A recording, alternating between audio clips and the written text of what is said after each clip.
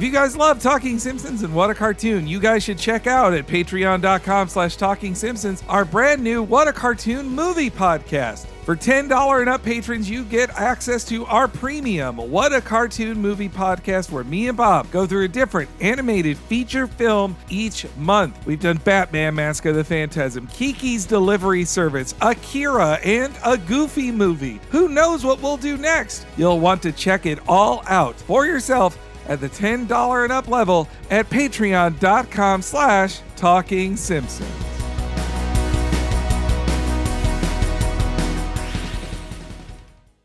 Cartoons from present in the past.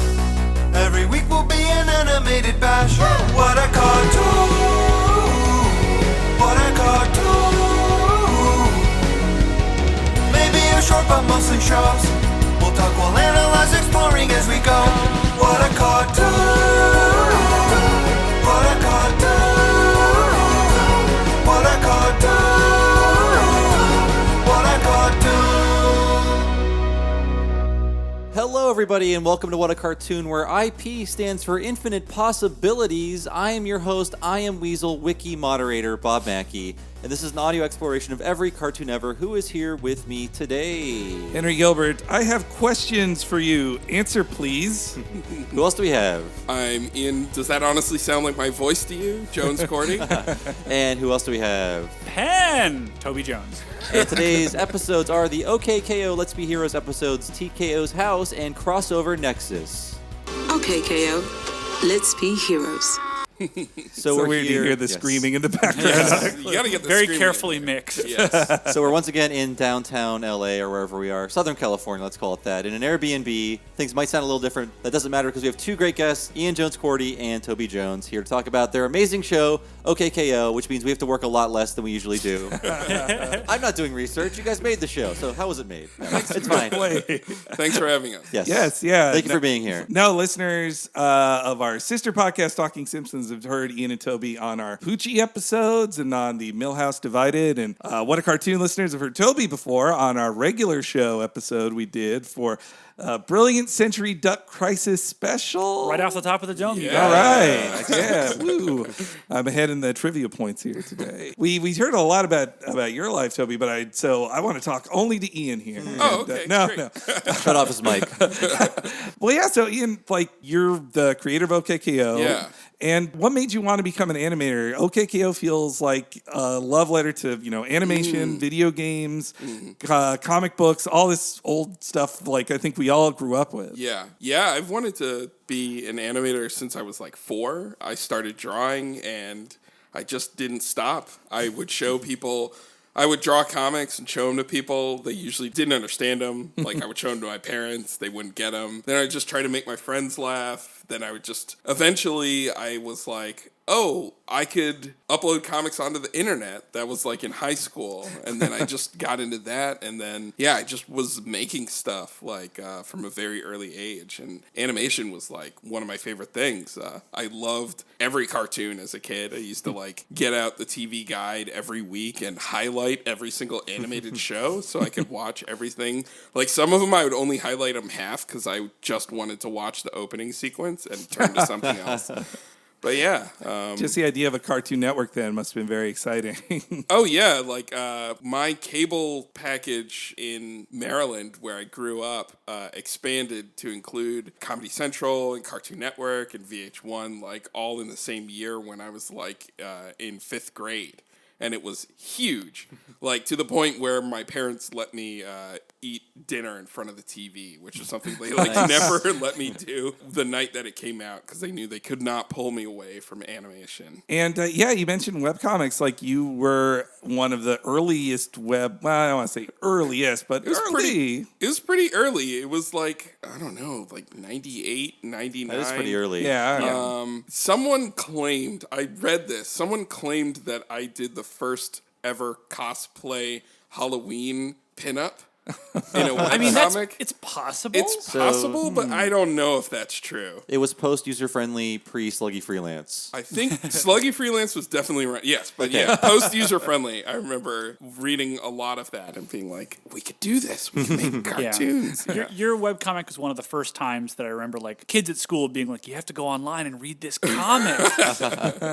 Yeah. So yeah, and that was like a big thing. And actually, like, honestly, so much of the work that I did, like making that webcomic and stuff after, formed the foundation of everything I've done since. Like T.K.O, like especially like. Well, yeah, like the video game influence of RPG World is so like clear, and it works so well when the characters then came into an episode of T.K.O. also. Yeah, I mean that was just me being like in high school, being like, has anybody ever made fun of RPG tropes? It turned out that I think several people had. I don't think I was even the first RPG webcomic that existed. I think that was Adventurers by Mark Shallow. But you know, I think we had like slightly different things. Mine was mainly like Final Fantasy 7 through 8 parody, which was what I was playing at the time. It was when it was new, and now that's 22 Mm. years ago. Yeah. That remake's coming. Yeah.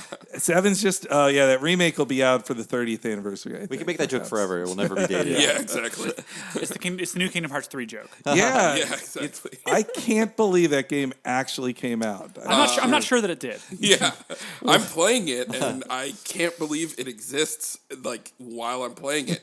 Not just because it took so long, but because of what it is insane. Yeah.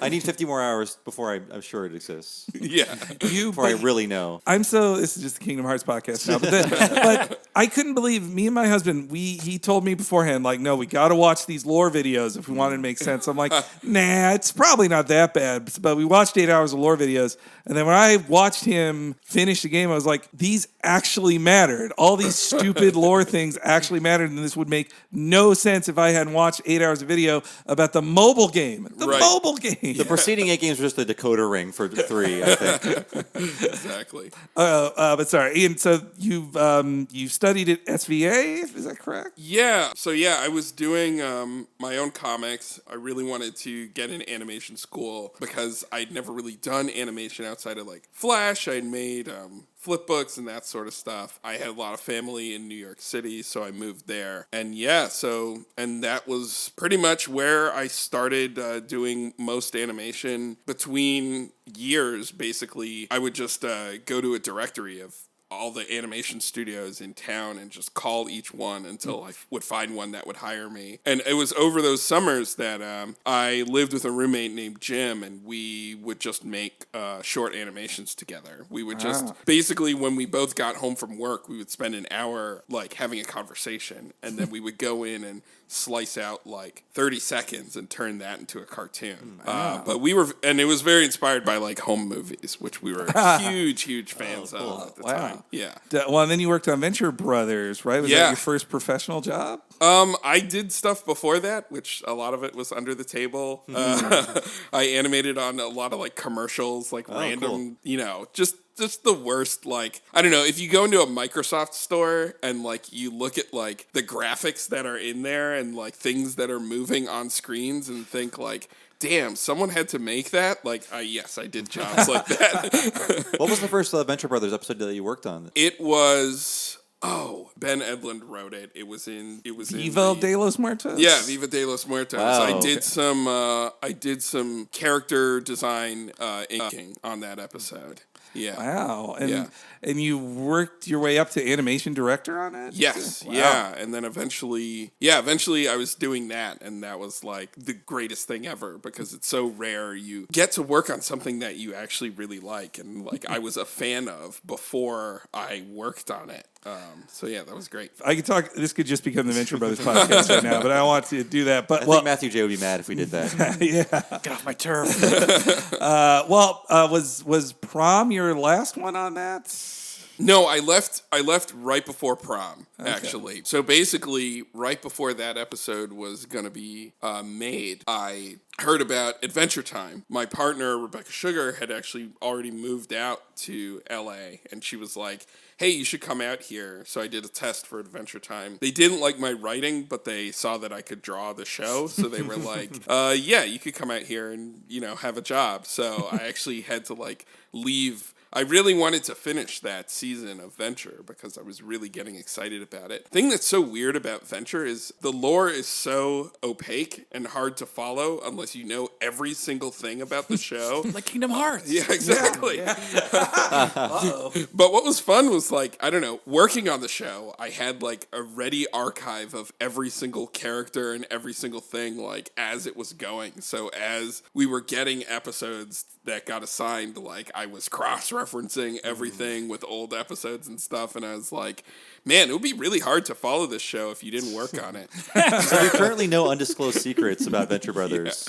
Right now? Yeah, at this point. Oh no, I mean I haven't worked on it in a really long time. Okay. I didn't know if they're still holding on to anything that you were part of that. No, era. I mean pretty much. I mean, well, if you watch some of the latest seasons, there are a lot of mysteries that definitely go all the way back to those first seasons that they're finally revealing. Yeah, that was it. Actually reminded me a lot of Steven Universe recently, but the season premiere of Venture Brothers had a payoff of a secret from the second episode of this whole series. Yeah, exactly. Which that was nuts. Well, so how does the East Coast and West Coast animation scene compare? Well, or at least a decade ago. Anyway. Yeah, I mean the New York scene, even at the time, it's a lot smaller. It's more about working at sort of boutique commercial houses. You're known as the animator that they can bring in to do something on some commercial.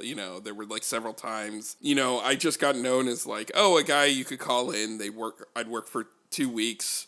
I'd animate something that you needed to be animated, like an animated character in a commercial or something like that. There wasn't that much series production even at the time. Venture was one of very few. There was other stuff like Super Jail and being done at the time, but it was tough. There wasn't as much production there as there is in LA. I like New York a lot more. I always say I wish I could work in LA and live in New York, but that's not really possible. But yeah, there's still a lot of animation studios there, but they're small and you really have to hustle to get work. Out here, there's so many productions. I mean, it's Hollywood. Everything is happening all the time, and it sort of feels like if you're in the business, you can find a job pretty easily once you know what's hiring, who's working on what, that kind of thing. So you and Rebecca worked on Adventure Time, or you went to there where she was working too. So when did Lakewood Plaza Turbo, the pilot, come in while you were working on Adventure Time? So yeah, I was working on Adventure Time, and in between seasons, I took boarding job on a very little known show called Secret Mountain Fort Awesome, a cartoon nobody remembers, but it was basically I remember.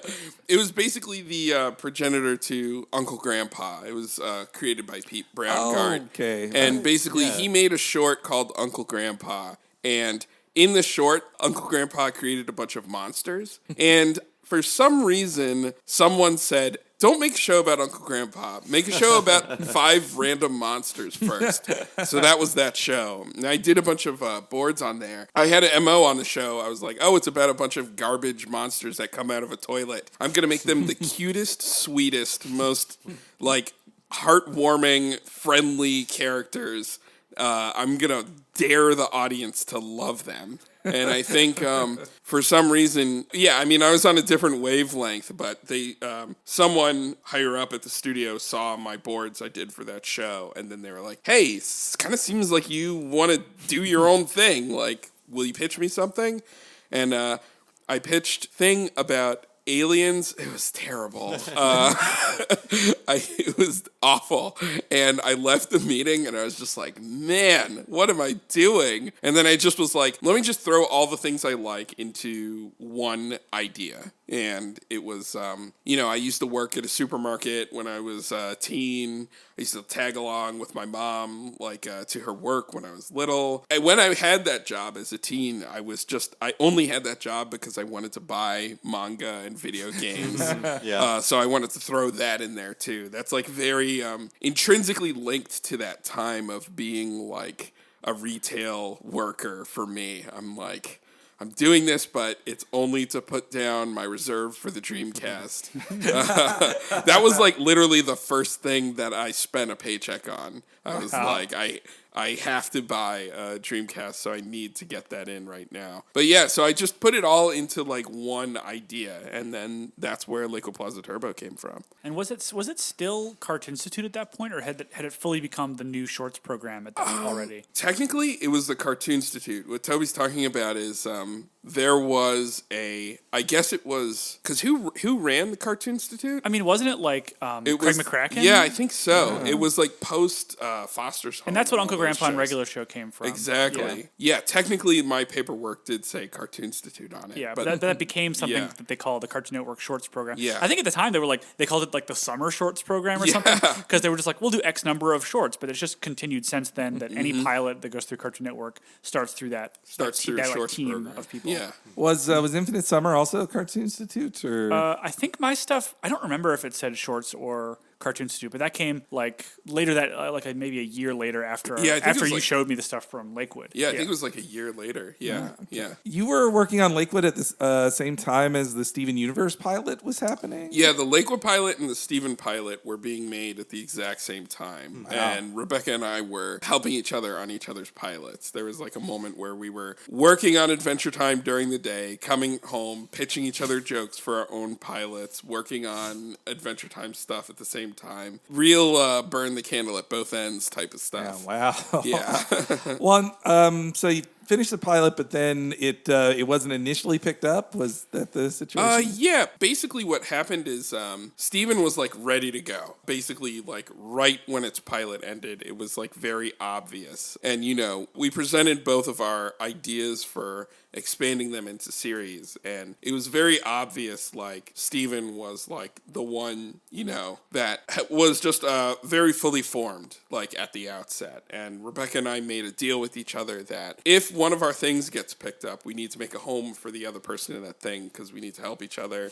because we had always worked together on projects and animation. So I, basically went full force into working on Steven Universe, though Lakewood didn't die because the idea was just very attractive to them. So instead of taking that into a series right away, we started developing it as a game franchise.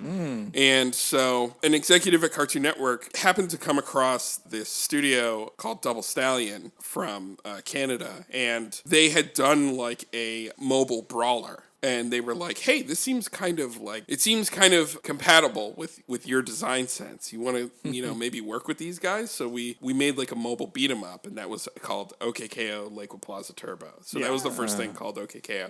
And Cartoon Network was very excited at that time about expanding into different types of like multimedia stuff. So it was around the time they're developing like Magiswords and stuff. Yeah. So they were very excited about the idea of, let's not develop a show right away as a show. Let's try developing it in these other forms first, and then let the show grow out of that. Yeah. And I was doing all this on top of working on the Steven Universe series at the same time. And that was around when I started working with Toby, because you were like just getting started on the game. Yeah. Because Toby, you had done your pilot basically right before I started working on the game. That was when you entered the picture then, Toby? Well, I mean, Ian and I became friends at the studio just from, being around each other and talking about Dreamcast. And Ian showed me early versions of Lakewood. He pitched me the storyboard. He kind of kept me in the loop just because we were friends and I wanted to kind of see what he was up to. And I made it very clear, like, I love this thing. It's really cool if you ever need somebody to help. And then one day Ian's like, we're doing more stuff. Would you help me out? And of course I was like, yeah. And so we started doing like, again, it was on top of our existing work. And so, we would just meet on weekends and stuff and pitch each other story ideas and just talk about it. And at the time, there was a lot of game stuff. It's like, what are some mobile game ideas? And we like drop little like almost like Mario Party games for like the OK.K.O. characters. Exactly. And it was like a very slow process from that point, because that was probably 13 or 14. Yeah, it was very really slow going. I mean, we also both had day jobs, and so we would just sort of come up with stuff, pitch ideas. But yeah, one of the main things was Toby had made his short, and as I was trying to expand the world and do more things, looking at AJ's was really inspiring because I liked all the jokes in it a lot. And I was like, oh, I'm really jealous. I want jokes like this in a thing I'm working on. And then, we basically finished that first mobile game right about the same time we were repitching the new version of the show. Yes, this was like version 2, basically. Yeah. Pretty much there was an era where we took the show and then almost just immediately started boarding episodes on our own. Yeah, just to like come up with the ideas. We were asked to board 2 episodes. We didn't have like a staff. We didn't have writers. We didn't have anything. It was just the 2 of us. The format's pretty different now at the network with development. Yeah. And so we just over the course of a few months, just off the top of our head, just boarded the episodes we thought would be funny, and boarded these like totally insane like gag-driven episodes of Lakewood Plaza Turbo because it wasn't even OK.K.O. yet at that point. And they were nuts. I mean, I don't even know what to compare them to. It was basically just like gag factory stuff. It kind of came from us like... There's a lot of like sight gag comedy in there. Yeah, it was because it was like the tone of like the attitude of the OK.K.O. pilot infused with like a hyperactive version of like the AJ gag sensibility. Yeah. And the gags were just like oppressively constant, and there was like nothing to grab onto emotionally. It was just like joke after joke and like meta joke, reality break. I mean, many jokes that you would get like tired. I was very proud because these were 2 very, very funny episodes of television. Yeah. But unfortunately, just funny isn't really always enough to get the show picked up. So we pitched these to the network, and we brought in a bunch of fellow artists to enjoy this pitch. Everybody laughed their butts off and enjoyed our great jokes. And then when the room was emptied out, it was clear a little bit that we maybe tired these guys out. And they didn't care. You can't throw that many jokes at someone and expect them to like understand like the story. And I think so many of the jokes that we made were us like sort of already being like almost like bored of our own characters in a way and like trying to subvert them and come up with like wacky ways to like present them. We almost had like subconsciously decided like, oh, instead of making this world like rich and deep and interesting, let's fuck around. Yeah. And it was really fun and great. It was really funny. But it didn't appeal to the network really. They needed something to grab onto. And so they kind of like set us aside a little bit, and there was a series of meetings where it was kind of like we're not saying no to the show. We still want to kind of figure this out. But you guys basically have a summer to figure it out. Like, they took us off of our shows, unless I'm missing a step. No, that was it. Yeah, they took us off of our shows, regular show and Steven Universe, and they set us in a empty section of an office of a floor.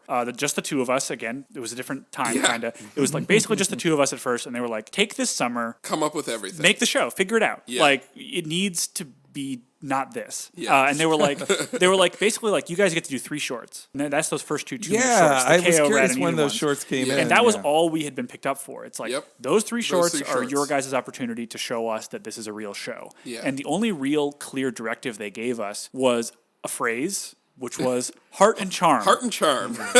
And so we were like, okay, and so we just dove in, and you were very excited because I think you had been desiring, like, hey, let's make these real characters with real emotional lives. And I think it was something from all the way back in the pilot. We wanted to expand on a little bit, like, oh, who are these characters? What are their lives like? And really, it was those 3 shorts where we figured that out. And we kind of used like. And like the 2-minute short format is something we were also a little bit hesitant about because it's hard to tell a really good story in 2 minutes. Yeah. And so we were thinking like, what are 2-minute shorts that we really like? And we remembered the Pete and Pete shorts. Yes. Oh yeah. And the thing about those, we watched like a ton of those over and over. The thing about those shorts is that they have a really, really particular point of view. Mm-hmm. And so we realized that that's kind of what the show needed because the show has this crazy universe, and you see in the pilot, and it has this crazy world. Anything can happen. It's all magic and violence, and it's like, it's amazing. Mm-hmm. But if you're a person who isn't already clued into that language, you need someone to kind of welcome you into that world, and so you can see it through their eyes. And those shorts, are usually like Big Pete is sort of like, hey, let me introduce you to a weird thing in my world that exists and we all take for granted. Yes. And that became KO. It did, and we basically, I mean, because you had this issue at the beginning where you were like, KO isn't really a character. You were like, and in these 2 minute, in these two 11-minute boards that Ian and I did, KO was very much not a character. He was a vacant. The joke of KO at that time was that he was a dumb vacant kid who wants to punch stuff. Yeah, he was vacant and he wanted to punch stuff. And it was funny. He was funny and he was cute too. It was like, oh, he's like kind of this cute baby who just wants to punch things. Yeah. And so. Oh yeah, he reminds me a little of Goku. For sure. Original Goku. For sure. And so we were just trying to find the right in of like, what is KO's point of view that will make this interesting and like make you care and like him, and what is like the joke engine of KO. And at the time we were watching Blue Blazes. Yes. Which is that live action Japanese show about the formation of Gainax. Yeah. Which is one of the best TV shows of all time. It's amazing. I am hearing that. And if you've ever heard of Blazing Transfer Student, it basically is like playing off of the author of that, but basically making it so that character is him in animation school, and his rival are like the guys who started Gainax. Wow. Yeah, and the thing of that show is like it's got this character who fails constantly and kind of sucks at what he's doing, but he sees what he's doing as the most like legendary heroic journey of all time. Yeah. And so that was kind of our in for KO, is that like KO's a little kid and he kind of sucks at what he's doing, but he sees himself as potentially being this amazing great hero. And that was like step one kind of for like actually birthing these characters in a real three-dimensional way. And once we had that, everything made a little more sense, because we were like, oh, what fascinates us about this triangle of characters? And then we realized what it is. It's like, oh, Rad and Enid are kind of just shitty teens. Like they're not really great people. They're kind of just jerks to themselves and each other. And they would probably be pretty miserable if they didn't have a kid around who thought that they were the greatest, most important people of all time, even though they are kind of scrubs. Yeah, and then that helps everyone grow. Yeah. Exactly. KO being there sort of lets these characters be a little more vulnerable, and they grow a lot because they have him around. I guess when you're like 8 years old, someone who's 14 or 15 seems impossibly worldly and old and wise. And the thing that was really interesting was, I, as a gag guy, was really worried, like, oh no, but if we do a more emotionally rich show with characters with depth, what of the gags? What of the jokes? Will it just be a dry show? And we realized that the more emotionally real the characters are, the more you can get away with doing wacky gags. Yeah. And the show has no shortage of that. Yeah. And now the show has completely doubled in over itself and is more gag driven than even like those boards that we made in some ways. But because we put forth the effort to make an attempt to give you something to care about in any given episode, we can throw as many gags in as you want, and you have something to grab onto. I remember very specifically when OKKO was formally announced with like a press release as a series. I was super excited to hear about it, but it was when me and Bob were both working at a bad video game website, but it was announced with a console video game. And that was so cool to pair them together. Yeah, yes. We didn't even talk about the Cappy game. That happened also in that same summer. As we were getting ready with those 3 shorts, the storyboards, basically those 3 shorts, we did 3 boards, one by you, one by me and Stu Livingston, and one by Victor Cartwright. Mm-hmm. And they were just these character introductions, and we pitched them to the network with like a 20 slide, like super, super simple, like here are the characters, here's the show. Yeah. And then around that time, once they started being like, okay, they're onto something here, they teamed us up they were just like, hey, we want to make a console game. What do you guys think about Cappy? And we were just like, we fucking love Cappy. Yeah. We had played a bunch of Super Time Force. I'd played we'd seen like an early demo of that game early on, and then we just really liked their sort of style and like their sort of sense was really great. And you Super Brothers was amazing. Yeah, and I love even like Critter Crunch. And I remember you were getting really excited about like the fun thing about the way OKKO was doing this multimedia thing was that we let each thing be its own thing. Yes. And like the game is different from the shorts, different from the show. And each of the shorts are different from each other. Yeah. Very much like Sonic in the 90s. Yeah, exactly. That's very true, Yeah, and that was kind of the intention. And so that was we were trying to create that kind of brand discontinuity over several different types of media, because as much as I think a lot of people, when they think about branding, it's like everything has to be the same across all media.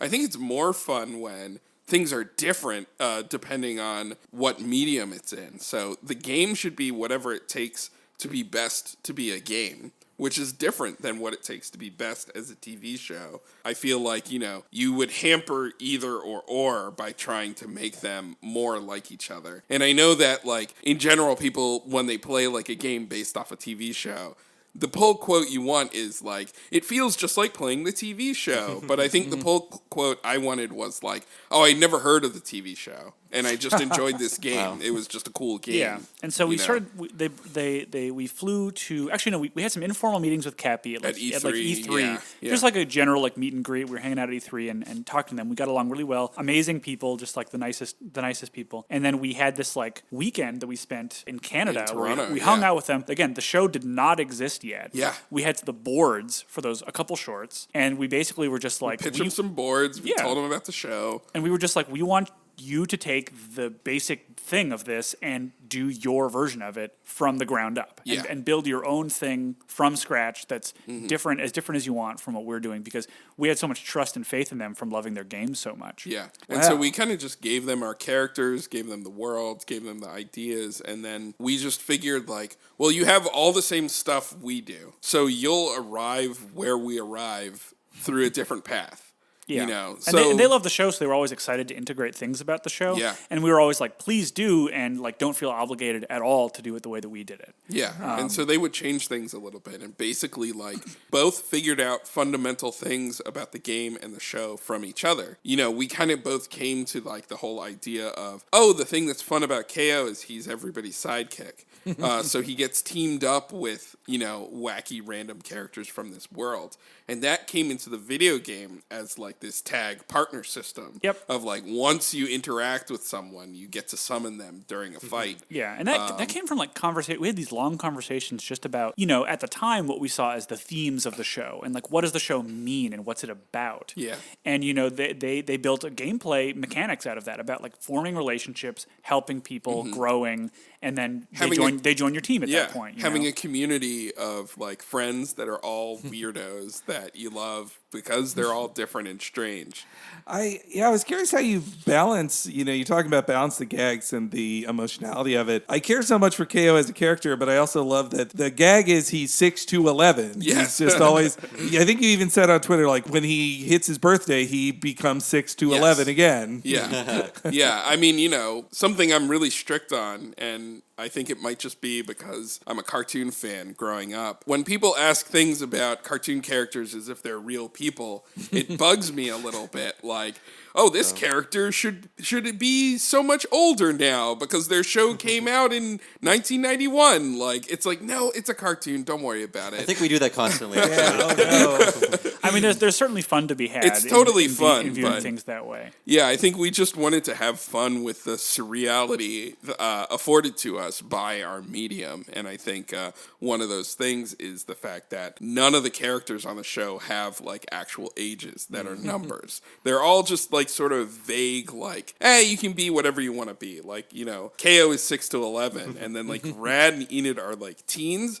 But sometimes that means like they're in college. Yeah. Sometimes it means they could be in high school. It's like we never have really tied that down. Yeah. And most of the adults are just adult. Is it's like adult or old adult. And I think there's maybe like 2 or 3 20-somethings, like Brandon and Real Magic Skeleton. Yeah. My favorite characters, but I'll get to them in it later. But so, okay, you talk about the world building. Like, was the mythology really set down before the series began, or have you guys kind of been building as you go? Well, okay, we knew basically the thing that we had to figure out that took us the time to figure out was the core 3 characters, T.K.O, Rad, and Enid, and their relationships to each other. Once we felt like we really had that, it was very easy to extrapolate. We had kind of like the second tier of characters, Dendy, Carol, and Garm. We figured them out. But then we also had the wider universe of characters. And that was something that I really wanted, sort of like that feeling, and this is sort of related to like my love of like The Simpsons also, you know, the feeling of looking in a crowd of characters and being able to pick out, you know, oh, that's my favorite character from another episode, or that's a character that they met once and they had this thing. So we had those core characters. I designed a lot of them in the pilot. In the pilot, I sat down, drew a bunch of characters. Lamar Abrams, who is a boarder on Steven Universe and also did the comic remake, and this is super really good comic artist, also helped me design like a ton of these side characters too. We brought all of them along, and then we just sat down and we were like, how many characters can we come up with? Yeah. Some of those days when we were just like together in an empty office was just us sitting down trying to draw every single, like millions of characters. I mean, yeah, you'd just be like, hey, take an hour and draw some characters. And I'd be like, okay. And I'd draw like Billy Milliam and Belle Beefer and like Cookie Man. And like, those are characters in the show now. Some of those characters became like some of the most beloved characters in the show. And they were just like these doodles we were making, just trying to come up with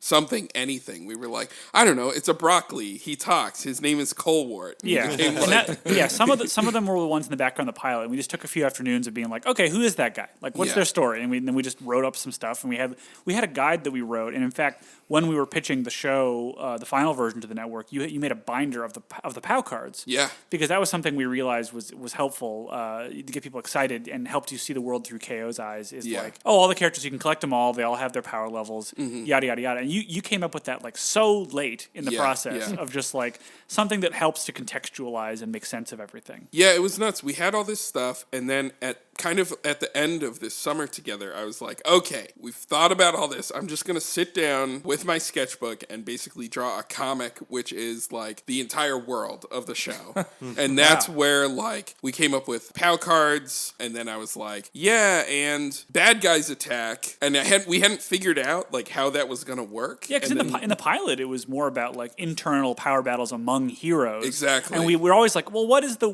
Monster of the Week element with How these is that robots? gonna And we happen? were still figuring it out. And that's when I came up with the blind box idea that, Boxman would be dropping these boxes. And I called them blind boxes Wow. in this thing. And then they'd open up and it would be a new robot. And then at the same time, when we were making the other game, they asked me for more robot designs. And then I was like, oh, what if I came up with like rotating door of robots that are like a family of robots that Boxman has? They're only there because we needed more bad guys for the video game. Yeah, and we were just like, oh, yeah. and then we had these drawings, and we're just like, oh, and they're all themed. Yeah.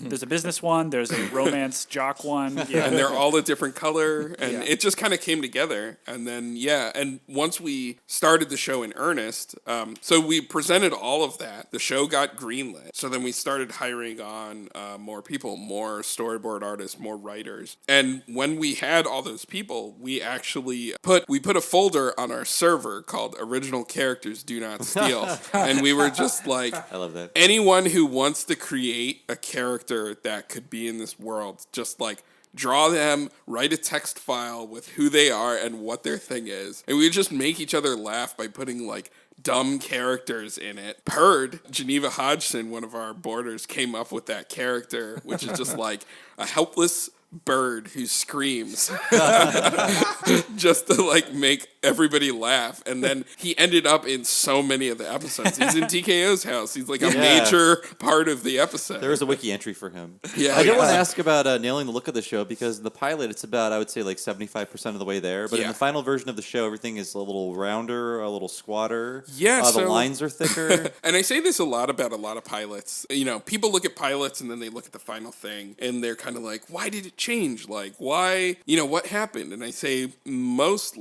pilots you see are just not finished. There's not enough, they're done on a tighter budget. There's not enough people. I mean, Toby and I both had this experience with our pilots where, basically you get a couple rounds of designs in and then you're just like, that's it. We can't pay people anymore. And you're like, no, I really wanted to nail this thing. And you just don't finish it. And actually, like, even like the line style of the pilot was literally literally unfinished. It looks the way it looks because we had done a inking guide for the pilot, but it got done too late. Wow, Never got okay. sent to the animation studio.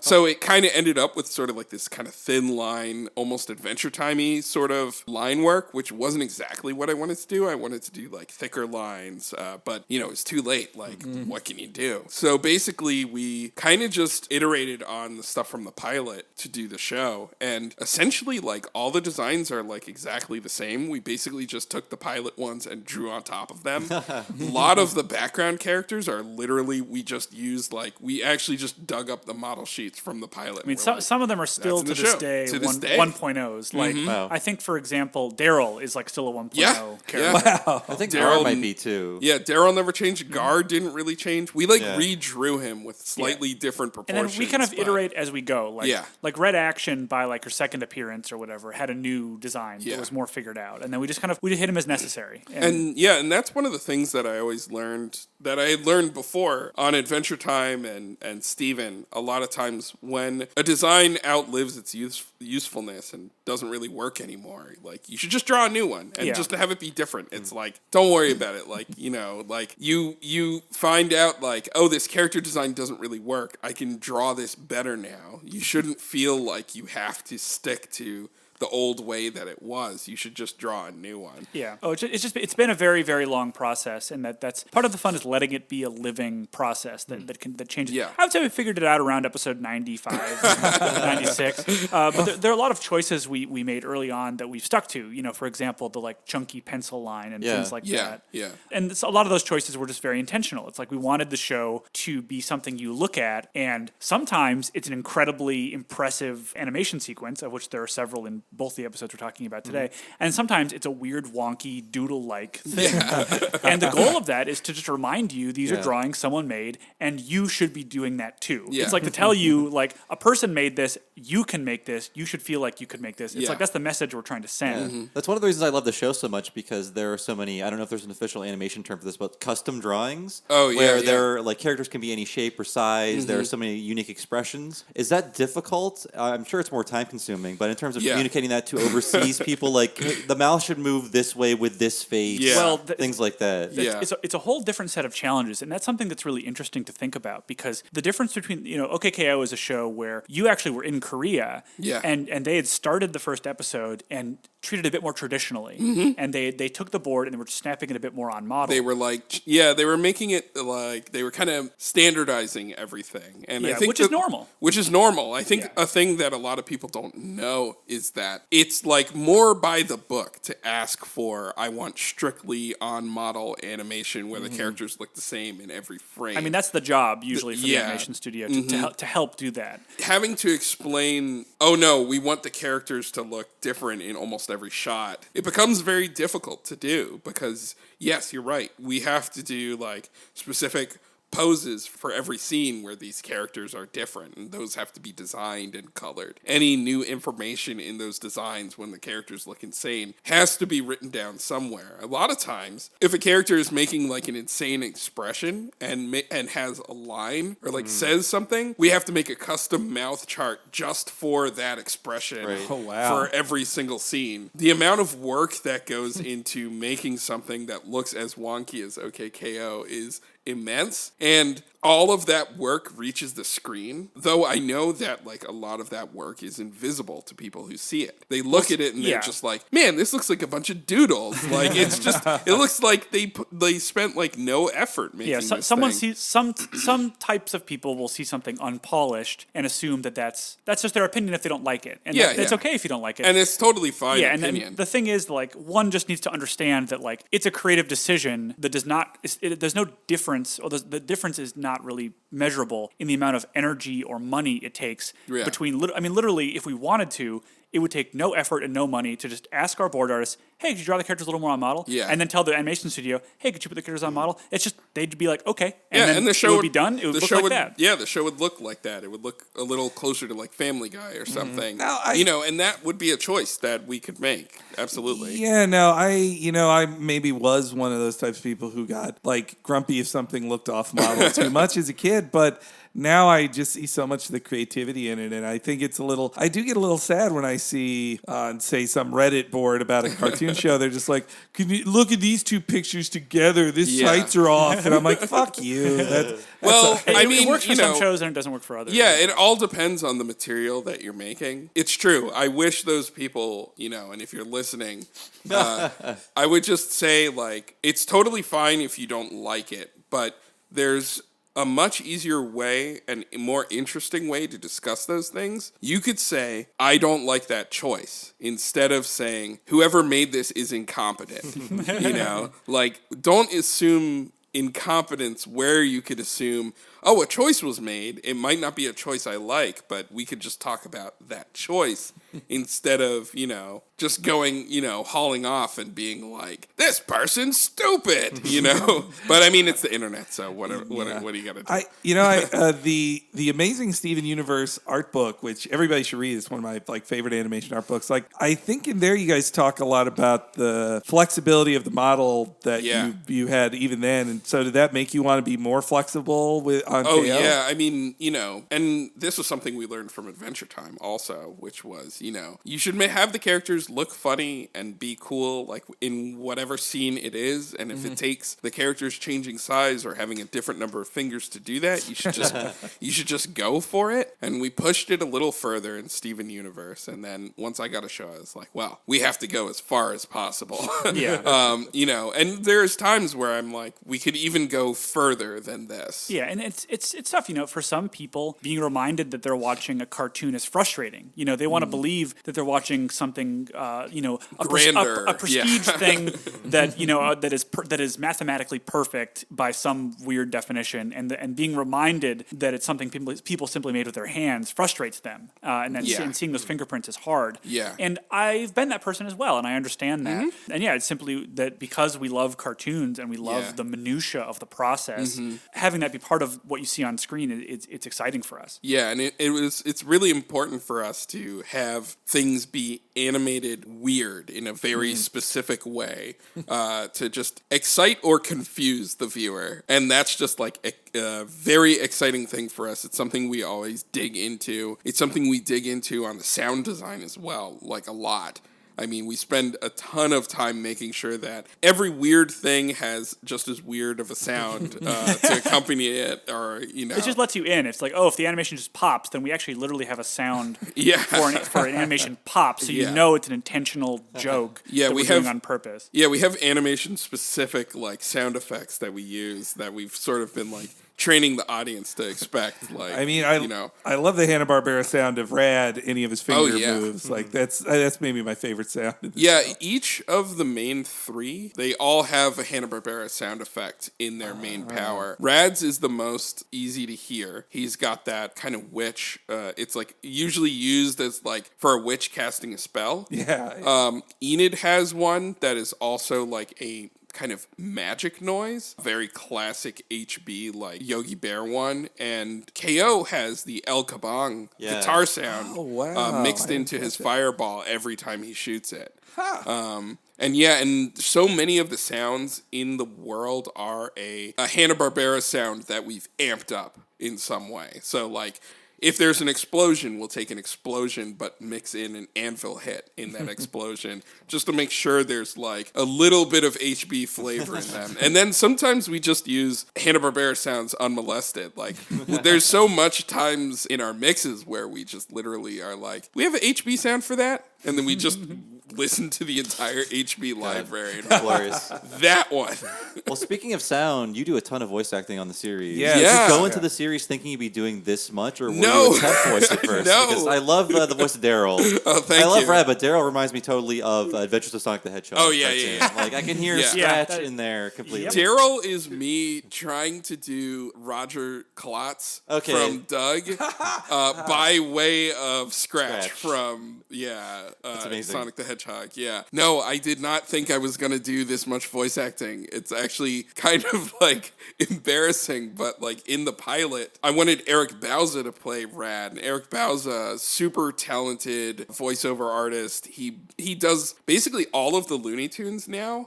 All those guys have passed on. He's basically taken on all of those. He's Woody Woodpecker. He's like a ton of things. I wanted him to play Rad, but basically what happened is Stephanie Nadolny, who played T.K.O in the pilot and some of the early episodes, we had to do a remote record for her. So our record budget then suddenly lost a ton of money. And I was already doing some background characters in the pilot. So then it was just like, okay, I guess I'll do Rad also, because we just didn't have enough. We couldn't hire another voice actor. And then it just kind of stuck. But I feel really fortunate because it's allowed me to be in the room with the voice actors, and that helps a lot. Like, Toby, you're outside, and you usually just, like, you help direct, like, all of the voice actors, but it's really good that I'm in there with them. Very much so, because, it's also just been, it's a great part of the process, and, we have a voice director, Christy Reed, who's one of the most amazing professionals ever, and we sit there, and it's fun watching you kind of get the, you always joke that it's like the time of the day when you are not responsible for things. It's true. Like, people are telling you what to do, which is, it's a very fun part of the process. Yeah. And have you been doing more cartoon? Have you done a lot of voices out? I know you did Bravest Warrior. Have you been doing more outside of that? I want to, but I'm kind of I'm just busy. Yeah. It's like, it's hard to find that time, but I really want to do more stuff. Did it give you new respect for Jackson Public on Venture Brothers? Oh gosh. I mean, it's crazy for Doc and Jackson, like almost all the characters are permutations on those two dudes doing their thing. And I have so much respect for that because it's hard you really have to push yourself. But I will say, as the creator also doing a voice, it does help us out a lot, because if we need to do ADR lines with Rad, like if we have a part in an episode where it's confusing what's happening on screen and Rad's mouth isn't visible, I can run into the booth and be like, whoa, that guy's gonna die, and then just like run back out and be like, hey, all right, that works now that makes sense. So I'm sure we talked about it on a previous interview or podcast, but you guys work with the amazing Jim Cummings, who is basically every voice in the 90s and now continues to be Pooh, I guess. Right? Yeah. And he is just so powerful on the show. He's always screaming at the top of his lungs. When we started, we were just like, oh yeah, we want him to do Robotnik from Sonic the Hedgehog. Yeah. But then he just almost immediately just went insane with it and started just throwing it way further than that. And the character was built so much like you can see it in the show. He starts kind of as more of a brooding villain and very quickly becomes a much wackier, crazier character just because of how fun his performance is, and he's just an insane small man who that was really fun because eventually, he just took it as far as possible.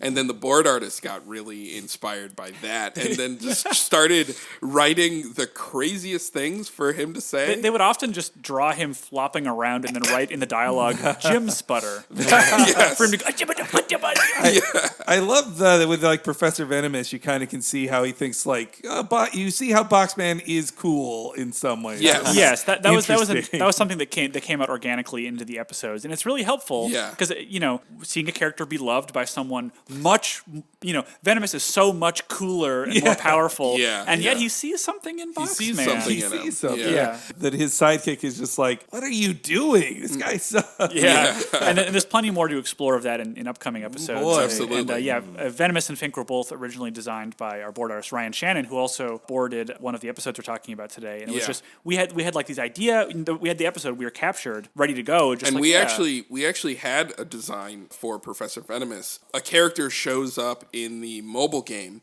You see Boxman dealing with this other character, and we were like, oh yeah, that's Professor Venomous. And so we showed that picture, and I think Ryan was just like, no, he shouldn't be like this, because the whole episode was hinging on Boxman trying to impress this person and like really do a good job. And she was like, he has to be hot. And we were like, that makes sense. We had a lot of discussions about, cartoon hotness theory. And, she was so clued in and created something immortal, I would say. And it was so the right wavelength, because I've gone back, looking at, and we were just talking about my web comics, but like in my webcomic RPG world, a lot of the villain stuff was about like, oh, it's a doofy villain and a really hot villain. And it was just these two guys, Galgarion and Jeff, who were just like joined at the hip. And I was like, write this. I know how to write this. I've known all along. She gave me like, basically like the boarders and the writers on the show give us the excuse and the permission to create this stuff. And once we had that, it was like full throttle. We know how to do this. I mean, the voice cast is just so amazing all over the place. I mean, there's Courtney Taylor and Ashley Birch who do T.K.O and Enid. Yeah. Then you've got Dave Herman and Kate Flannery, Kari Walgren. Yeah. You're just making a list of all my favorite people. They're all the great, and also so many great guest voices too, or just like semi-regulars. Like can't name them all, but like Stephen Ogg, who's Venomous and shadowy figure, and Dana Snyder, Ron Funches, Marina Sirtis, James Urbaniak, many amazing people. Look, we were really lucky, yeah. Yeah, and also, let me just say, one of the fun things about making a show is getting the opportunity to you get an empty cast list every week, and you're just like, what fun can I have today? Yeah. And look, let me just say, on a personal level, you get to bring in so many heroes and legends of your life. And for me, two of them are Robert Costanzo, who we brought in to play the Big Cheese. You might know him as Bullock from the Batman animated series. Oh my but I know him as the coach from Airbud Golden Receiver. And my love of Airbud Golden Receiver, and we brought him in, and it was just, it was amazing. I was starstruck. And then another one, we brought in Melanie Chartoff, who played Miss Musso in Parker Lewis Can't Lose, who's my favorite fictional character of all time. We brought her in to do Sunshine, and it's just like every week there was an opportunity to do something like that. Yeah. And then you also have crossover episodes that have tons of cool voice guests in it too. Like the Ghoul School had to be the deepest cut. I thought I watched every Scooby-Doo movie that played as a kid, but I had never seen Ghoul School, so I had to look it up. Okay, just to get into Ghoul School briefly, okay, I mean it's such a we were just getting going on Captain Planet, and our creative executive Conrad was like, he loves crossovers, and he was just like, guys, I want to help you out. Like, what else? What are your dream crossovers? And I was instantly like, Ghoul School. Yeah, and he was like, okay. And he got to work on it, and there's another, and we listed two things. We listed Ghoul School and then one other one, which will be coming up in the future. Yeah, which we can't talk about. And basically, the moment Ghoul School got approved, it was off to the races, because the deal had just, the ink had just dried, and it was like, we got to make this episode. And so we ended up putting it earlier in production than we planned. It was really exciting. Yeah, it was really exciting. It turned out that it came out, how many years was it? I think it was like the 20-year anniversary. It was 30. Yeah, 88. Yeah, it was like 30 years. I think it was close to the month from the original. Yeah, the thing about it that was so cool was we basically, all of the remaining voice actresses from the original we brought back in. The two that weren't available, we recast as two of the Powerpuff Girls. Perfect. Which was good, because we wanted to make sure it was the sound of voices you had heard before, because they were supposed to feel like old friends. But it was great having that crew together again. That was like the first time I'd gotten to work with Rusey Taylor, which was that was like huge. Yeah, putting that together was like it was just so cool and really fun. And getting to dedicate an episode of the show to something. I mean, look, I can't say it's not indulgent. It's incredibly indulgent for us to use the fact that we're affiliated with Warner Brothers and all that to try and get access to these very obscure characters who we specifically just love and remember. Yeah. But it was so much fun. Yeah. I love the flexibility that T.K.O lets you just have. These characters Enid can have just gone to Ghoul School with the girls. And that was really fun for us too. Our art director at the time, John Pham, and I were really huge fans of Iwo Takamoto, who designed all of those original Scooby characters. Right. And, we got to get access to those original model sheets for all of the Ghoul School characters, which you actually see in the credits of that episode. We just had to show them somewhere. But then we also got to create Enid in that style, which was, like, super fun for both of us.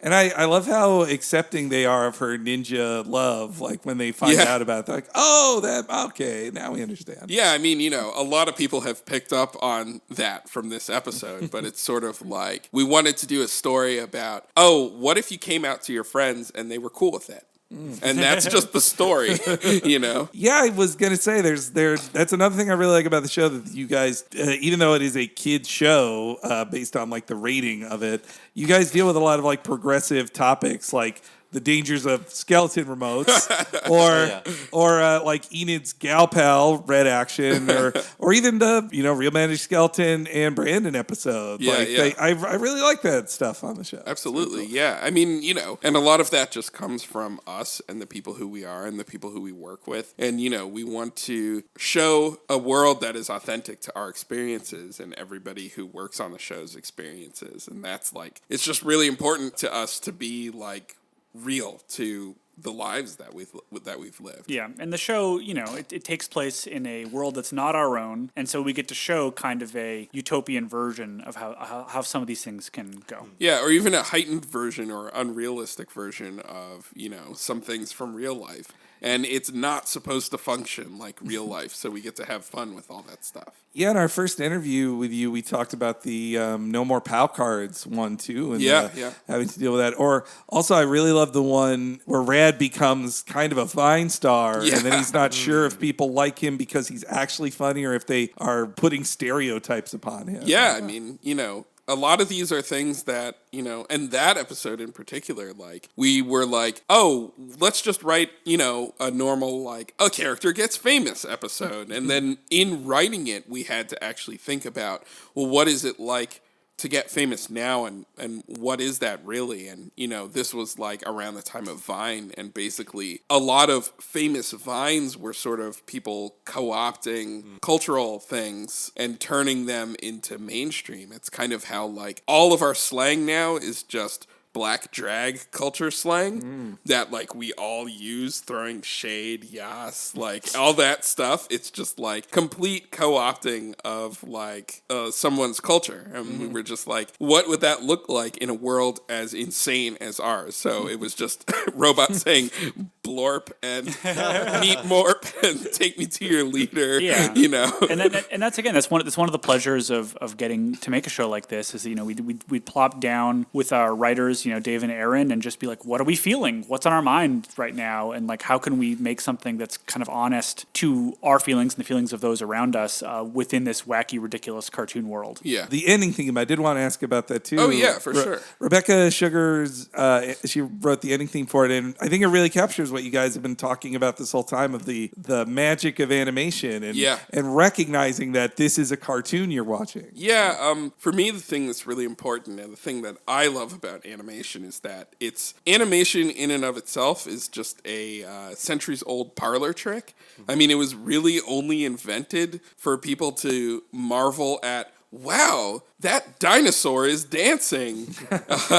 Like, it's like that guy standing in front of that screen is telling that dinosaur what to do. When you look at like the earliest pieces of animation, they're all just sort of like these tricks, these illusions for your eyes. And that's really all that it is. The entire foundation of my career and Toby's career is based on, what essentially is just like a piece of sleight of hand. We're just there being like, yeah, if you stack up these images that are sort of similar, 24 of them in a second, you could believe that this is real. And the song is literalizing that concept. Yeah. And what does the future hold for OKKO?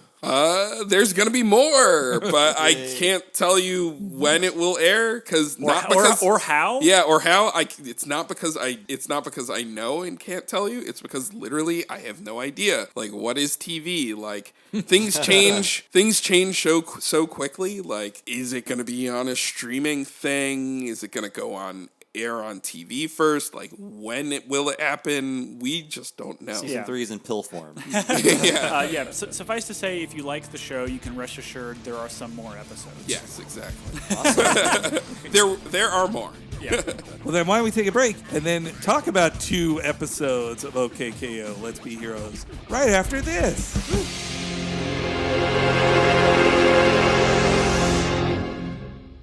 Holy snip snack!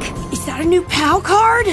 Psh, whatever it is, I call dibs on it.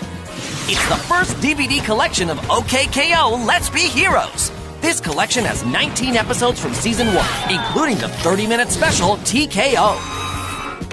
So it's like a super rare card. Well, it's got my name on it, so it's probably the best one. OK.K.O. Let's Be Heroes T.K.O. Own it today.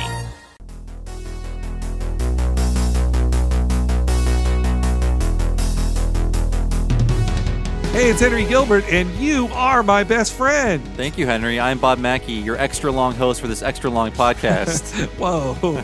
Yes. And, I mean in height. Come on.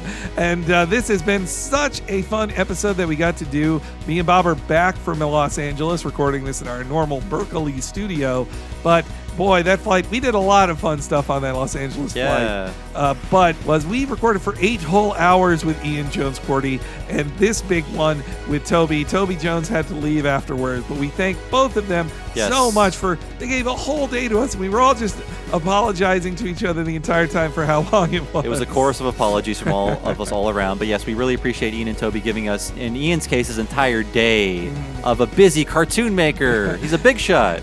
They're both showrunners of a popular major Cartoon Network television show, and they made time for us and to talk about their show, which I've said 8 million times before, and I'll say it again. If you're not watching it, get the fuck on it. If you like What a Cartoon, you want to see OK.K.O. It's a celebration. Everything you want. Yeah, it's a celebration of cartoons like we do. Yeah, I can't endorse it enough. If you can watch the Cartoon Network app. There is a DVD out there that has like 20 episodes on it. But if you have Hulu, you can also watch the entire first season and 17 episodes of the second season so far. Look it up, OK.K.O. Let's Be Heroes. But what gives me and Bob the ability to fly down to Los Angeles and record for 8 hours and even get Mexican food with Ian Jones-Cordy? We can afford Mexican food? Oh, that's right, we can. Well, we don't have our own cartoons like some big shots out there. I'm sorry, Ian and Toby. But we do have a Patreon at patreon.com/TalkingSimpsons that supports our entire network. And if you sign up at the low cost of $5 a month, you can get every episode of this podcast a week at a time and ad-free. And the same goes for our sister podcast, Talking Simpsons. With that $5, you'll also get a ton of bonus podcasts, including exclusive series like Talking Critic, Talking Futurama, and the now running Talking of the Hill, where we go through the entire first season of King of the Hill. There are also dozens and dozens, dare I say possibly 100 other podcasts you can download right now at that $5 level. I think we've done it. I think we've done 100 so far. Oh, yes, definitely. Yes. And you guys could, you could hear our interview with Ian Jones-Cordy that we did like now a year and a half ago when our friendship was just beginning and we were all just getting to know each other. But he gives us a ton of information in that one too. And so you should definitely check that out at the $5 level. But there's even cooler stuff if you wanted to bump it up to the premium $10 a month level. That's right. At our $10 level, for you big spenders out there, we have the What a Cartoon Movie podcast, where every month we record a podcast about a movie with the What a Cartoon treatment, and you patrons pick the movie. We've been doing this since November. So far, we've done Batman Mask of the Phantasm, Kiki's Delivery Service, Akira, and a Goofy movie. As of this recording, the movie has been picked by our patrons, right? Yes, but we don't know. We don't know. We're in the past. Yes, but it will be a Don Bluth movie. Let's say Secret of Name. It's probably going to win. My prediction is American Tail. Really? Okay, we'll see what wins. I bet it's going to be Lion Before Time, actually. Yes. I guess we'll see, though. And you'd only know that if you were a patron at patreon.com/TalkingSimpsons. And $10 is a nice chunk of change. We like to give you your value for your money. And those podcasts are super, super long. Our Goofy Movie podcast was 3 hours and 28 minutes long, and not a minute went to waste. And if you sign up at that $10 level or upgrade to $10 level, you'll also get 18 months of videos that we did at that tier, including our entire commentary on the entire run of the Tracy Ullman Simpsons shorts and so many more videos outside of that. So sign up at patreon.com/TalkingSimpsons, whether $5 to $10 a month. You help me and Bob do this full time, and we thank you so much for that. And now let's fight till the end. You are my best friend. Remember, in OK.K.O., let's be heroes.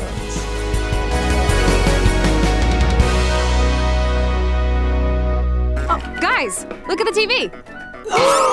It's on! Do you keep losing power battles and exploding? Come on down to Lakewood Plaza Turbo! Been spending more time on your power couch than in power battles? Ready to toughen up? We got the solution for you! Come down to the fitness dojo and get a workout from our former battle world champion, Carol! Hi, Mommy! She can't hear you, you know.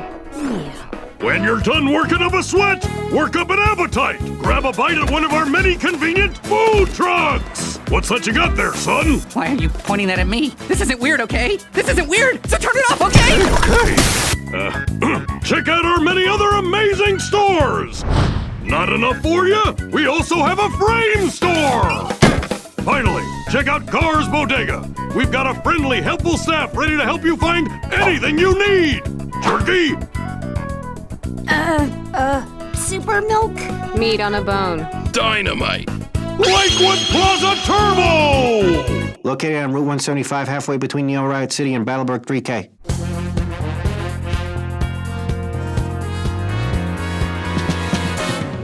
Okay, K.O. You fight till the end. You are my best friend. Let's be heroes. Okay, K.O. Let's start the show. Why'd you guys pick this one out of all your episodes? This is just one of the most OKKOE episodes ever. It's, journey into KO's mind. One of the things we really love to do is go into a character like KO and sort of poke at what makes him tick and what makes him the way that he is. A lot of the show is sort of like an extended metaphor for the fact that I threw really bad tantrums when I was a kid. I was a total crybaby.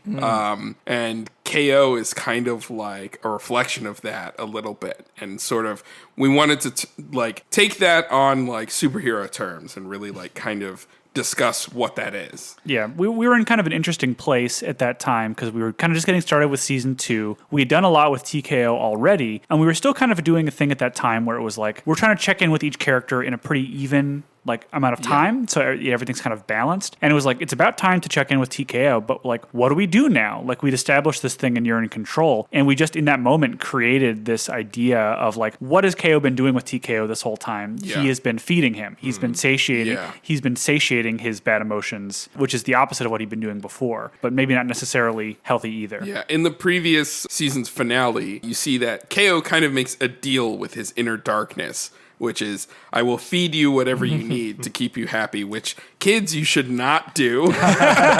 Just because KO does something doesn't mean it's a lesson. It's a very bad thing to do. You should honestly go to therapy and deal with your inner darkness. But look, a lot of people don't. A lot of kids don't. They kind of keep that inner darkness inside and they sort of satiate it. We created a metaphor that KO created a punching bag that TKO could use. Yeah, because he's using TKO's energy to get stronger in battle. Exactly. And then it's but TKO isn't going to stop with just wanting a punching bag. He's going to want more and more. And so KO had just been coming in and giving him more and more stuff. He's been giving him Lucky Charms. He's been giving him candy. He eventually gave him a race car bed and an entire house and a sandbox and a swing set. He just basically, it's his mind so he can create whatever he wants in there.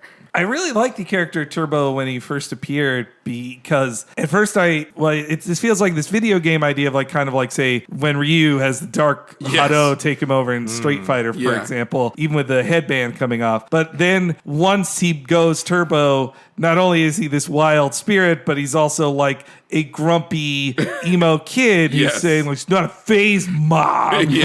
Which it's easy to identify with as kids who, if you grew up as a kid and had that kind of frustration. But now he's grows so much, especially in this episode, beyond just kind of the guy liner type kid he was at first. Yeah, that came across pretty early. It was an early idea that we had because we knew we were doing this show about this hero and the main character was super pure. And we were kind of thinking well, what's his level 2? What's the thing inside him that's going to be unlocked? Naruto has this demon inside him, or Luffy in One Piece can go gear 2nd and gear 3rd, and he's this crazy thing. What is KO's one of those going to be? And we pretty much were it has to be a switch that takes him from hero to anti-hero.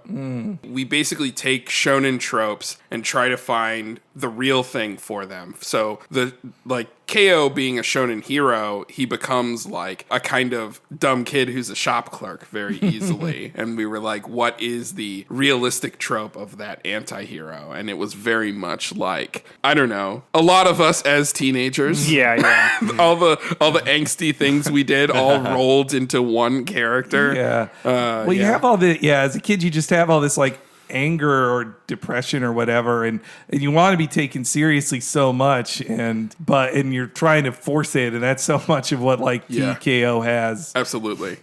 And also in this episode, a major part of it is shadowy figure, which I mean, there aren't some questions you can answer about him, but. A mysterious character. He's an officially mysterious character. I do love how flexible he is in this episode, too. That he has a lot of, like, he can be a comedic vehicle while also just giving pretty, like, straight menacing lines sometimes, too. And that's, that's the fun of the show is, like, a character like T.K.O. or, like, shadowy figure in other hands would just be, like, taking the funny show and making it serious. But this is a funny show taking a serious thing and also making it funny. Yeah. And that was something we discovered with Stephen Ogg early on, too, which was like, oh, we got him because we wanted him to be like this creepy, sinister guy, but he's also really funny. Mm-hmm. So like we would have him create like a bunch of weird sounds. Shadowy figure has a penchant for just being like, like very like straight up like old school Snidely Whiplash villain stuff, just because it's funny. Well, and listeners would know Stephen Ogg probably most famously from Grand Theft Auto 5 as Trevor. Yeah, I wasn't familiar with his work at all, and Ryan Shannon was just like, this is the voice, and we were like, I'm taking your word for it. Yeah, we were like, he's great, and then it's one of those things, once I saw him there, I started seeing a lot of his character work. He's popped up on Better Call Saul, and like, I think he was on Stand Against Evil, too. Yeah, Westworld. Like, he has one of those like types of character actor like faces. He's a great like biker or like weirdo dude. Yeah. Oh, and the opening of the show is so great. I mean, Studio Trigger, right? Yeah. Basically, Hiroki Imaishi, one of the founders of Studio Trigger, did the storyboards for that intro, and yeah, he helped us direct that whole thing. And basically, I love it so much that I'm never gonna take it off the show because it's the best thing. It's like one of the best things I've ever been affiliated with. It's beautiful. It's amazing to look at. It has a lot of energy of like anime cutscenes in video game feel to me too. Maybe in like because of how fast it goes too. It reminds me of like of those. Or also, I was just thinking about it too because I saw an interview with you talking about how Sonic CD, the anime, is some of your favorite stuff, especially like the balled up fist. The balled up fists, that was like a huge. It was a huge inspiration to us on the show, and when we were like, and then when we were talking to the board artists, and we were like, right, if their fists are balled up super hard, they just turn into featureless circles. And it just became like so easy. Like we are all like, yeah, of course, that makes sense. But yeah, the intro, honestly, it goes so fast that in Japan they have to blur it because of seizure of Pokemon Shock. Right. Pokemon Shaku regulations. Wow. So yeah. So the episode begins in TKO's house with him hanging out. There's even KO created even the cool guy son exists there, like a clear like standee of it, which is so cool. But let's check in on TKO. Keep it up, guys. Ooh, the camera loves you. I love you. Do they ever play anything else on this dumb channel?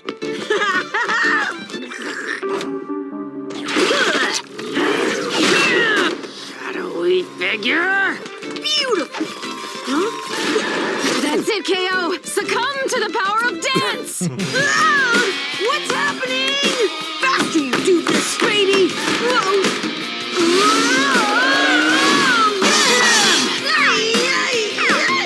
Seize him! The laser! I'm stuck in here! No!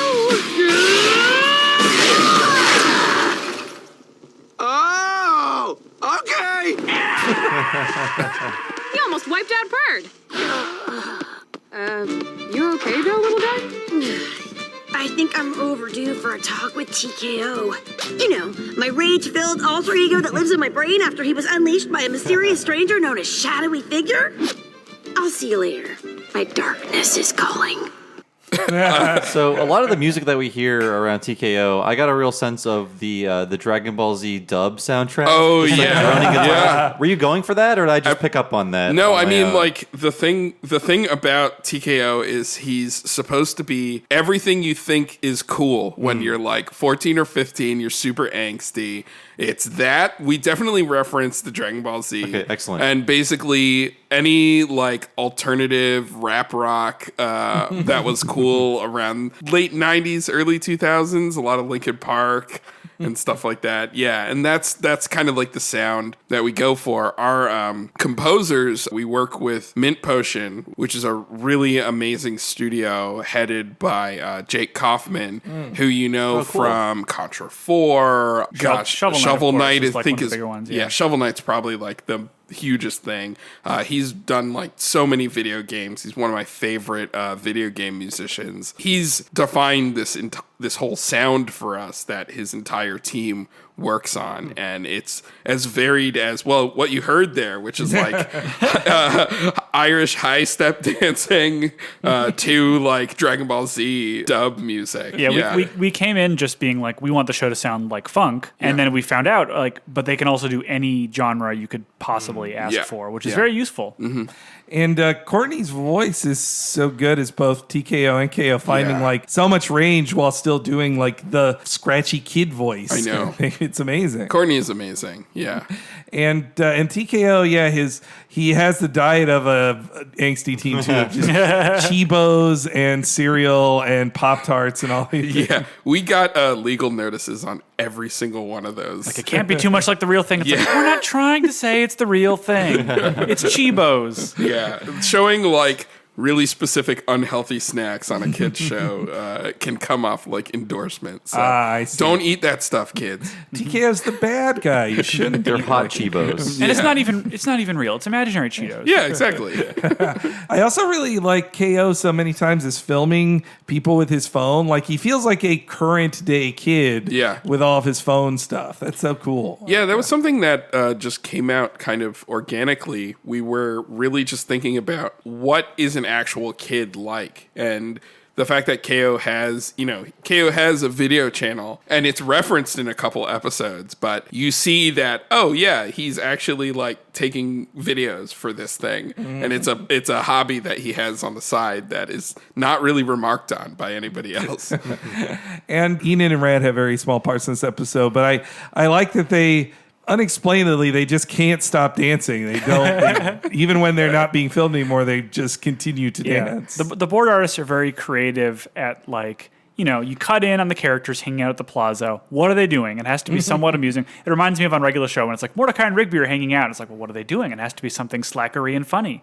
And so this week, Stevie was like, they're river dancing. Yeah, our storyboard artist, Stevie Borbola, is a genius at getting characters into and out of scenes. On all of her episodes, it's just like the most insane stuff. Like at the end of that clip, KO is smashed up against the wall in a hole, and he slides eerily back into a hole as he says his darkness is calling. Yeah, like weird stuff like that is her specialty. In her storyboard test, I remember like KO when he entered, he just like exploded out of the ground. And we were like, this is the kind of thing we want. That's perfect. Yeah. No, I wrote in my notes that it's a Junji Ito moment there. Of this and also another of my favorite like little like paw. Just rewatching it, there's so many just moments of like, oh, that's a weird drawing. It just makes me giggle of like when they're saying okay and Rad's hand just becomes the letters okay. Yeah, it's so silly. That's a Stevie invention. Yeah. She's done that several times, and that's totally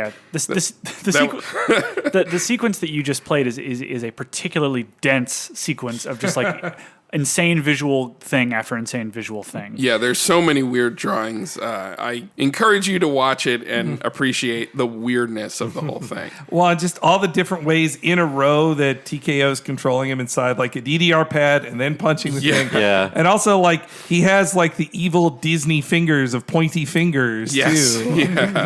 Yeah, and there's some insane stuff. Like, apparently, like, one of the aisles in the store is a dark tunnel that you can run down. Like, we want to make sure that there's always something funny on screen to look at. And also, I love when you have to do, exposition. You wash out the colors sometimes, or you'll zoom into KO's face, and his eyes will go in different directions. And I just love that. We walk a fine line. Yeah. Because, the network's very ambivalent about their feelings on, referencing other episodes.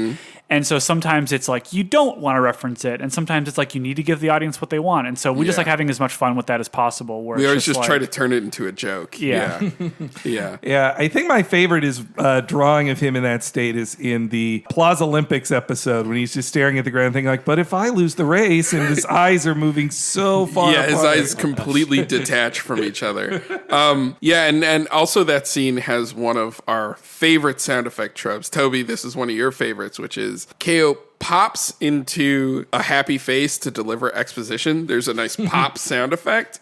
And then when he returns to his normal face, we play the exact same sound effect in reverse. Yeah, I try that as often as possible.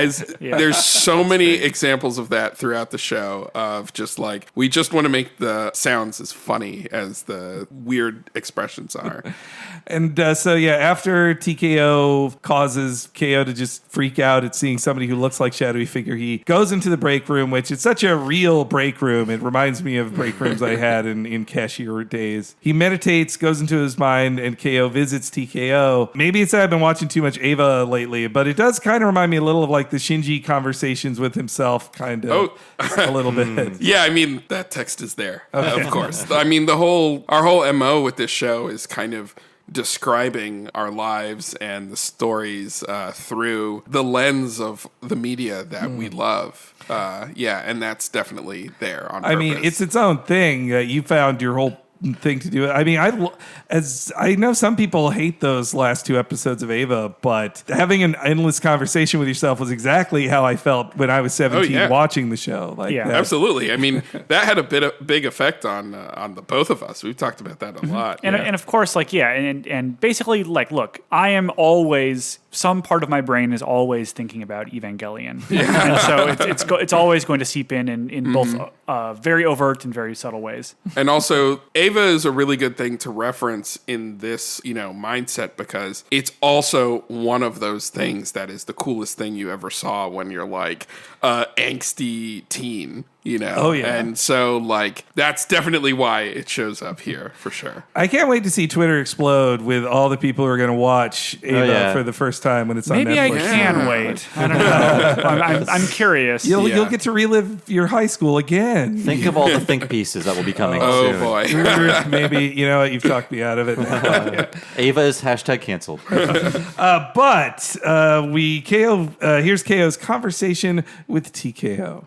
T.K.O., you mistook another innocent customer for shadowy figure again.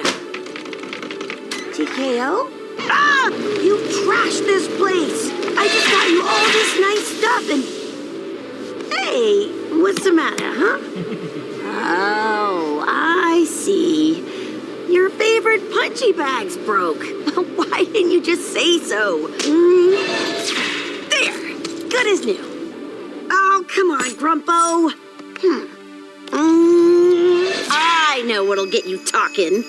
And he brings out his favorite spaghetti. Yeah. Mom spaghetti. Oh, wow. I wasn't meaning to make an M&M. But I love how just immobile T.K.O. is there, that even the spaghetti, the imaginary spaghetti, just splashes on his face and he still doesn't move. Also in that scene is network mandated fantastical fire. Yes. We're not allowed to have things be on realistic fire when they're next to a child. Yeah. So as long as the fire is green and stylized, it's okay. God bless America. And so they have a little chat with each other. I like how TKO's just primal pose as he's slurping up spaghetti is a very cute one too. Mm-hmm. Is there any reason KO's favorite food is spaghetti? I think it was just funny, and we wanted a really relatable kid favorite dish for KO, and I think spaghetti was just the easiest one for us because every kid loves saying the word spaghetti. We did an episode called The Perfect Meal, where the entire basically the full first act is just KO going spaghetti, spaghetti, spaghetti, and like turning it into weird words and stuff. So we get the conversation between TKO and KO here, and again, just TKO's angsty dialogue is just perfect here.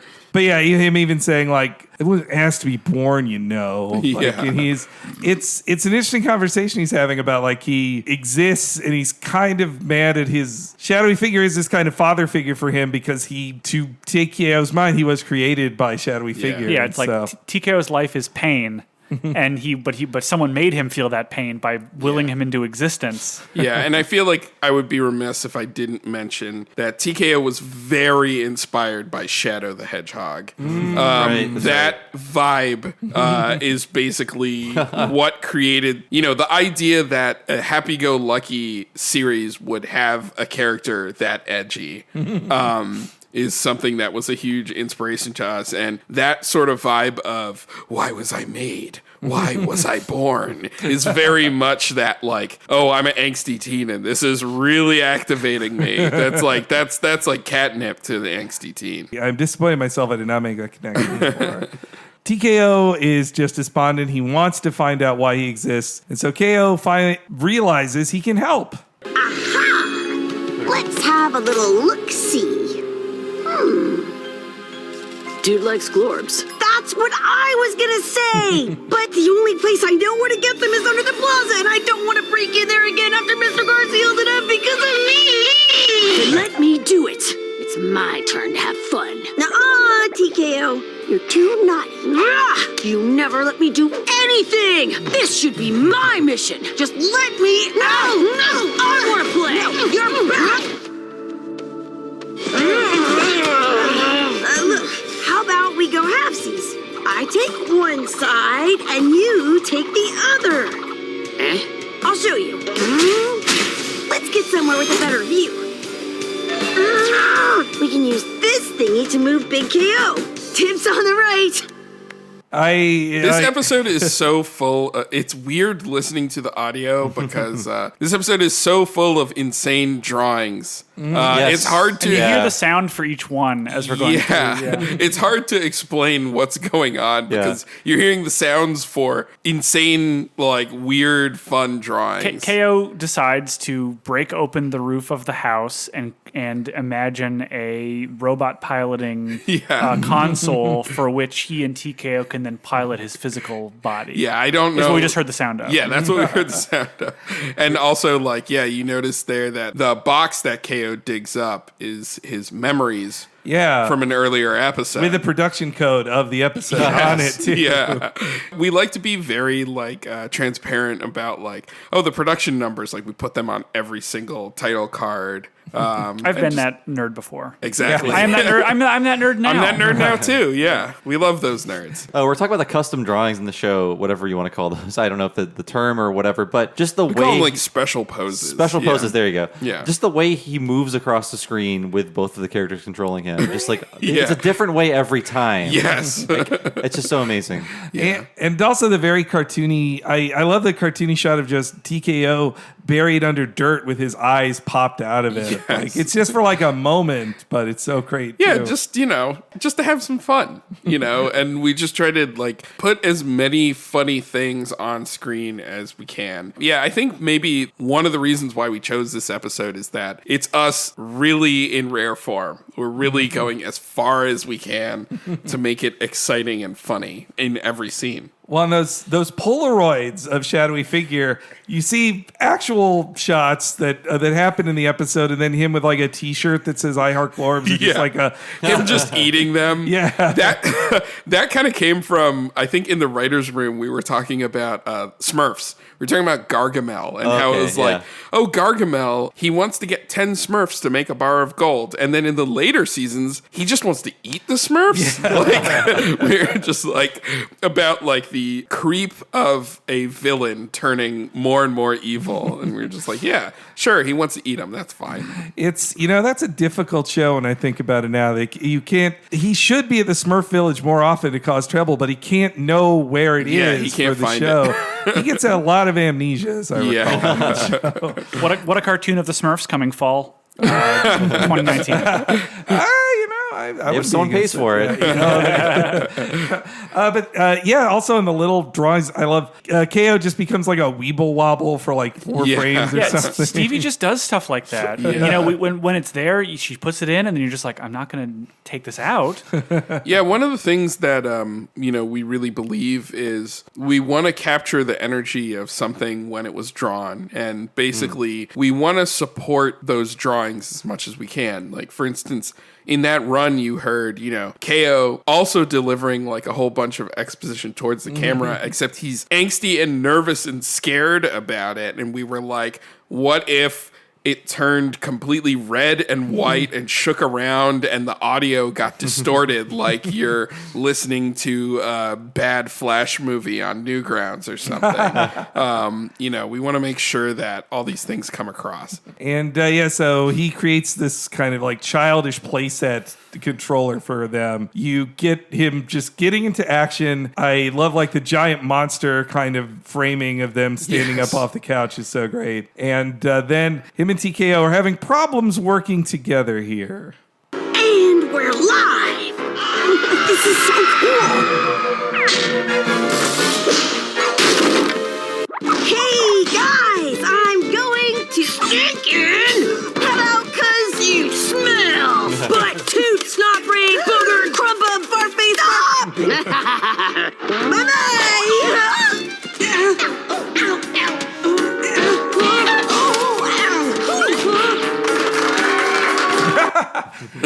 I do love when the live audience gets in. That was in the storyboard notes from Ryan Shannon. She was like, audience plays here. I mean, audience applause. That gag where K.O. is like trying to go through the pipe and he's like turning to like all those different weird drawings.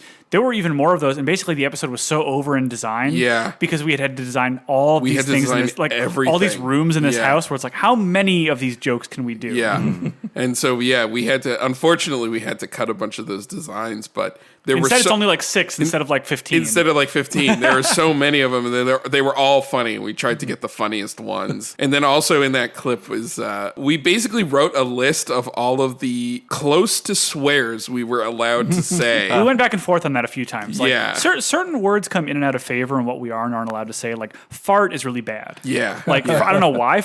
We can say poop, we can say pee, but fart for some reason is not cool. That's weird. And we said fart in one episode in Sibling Rivalry, and we basically had to make the argument like, oh, well, it was allowed. You guys let us do it in the animatic stage, so you can't take it away now. Yeah. And it's just like, but since then, it's like fart is a no-go. So we've had to invent other euphemisms. and like we say things like atomic butt wind. Butt wind. Yeah. And like stuff like that where it's just like, I mean, but also like showing a character farting on screen is no problem whatsoever. But saying the word fart. Saying the word, sometimes they let you have it, sometimes they don't. So he doesn't say fart face there. He says barf face. Yes, which is true.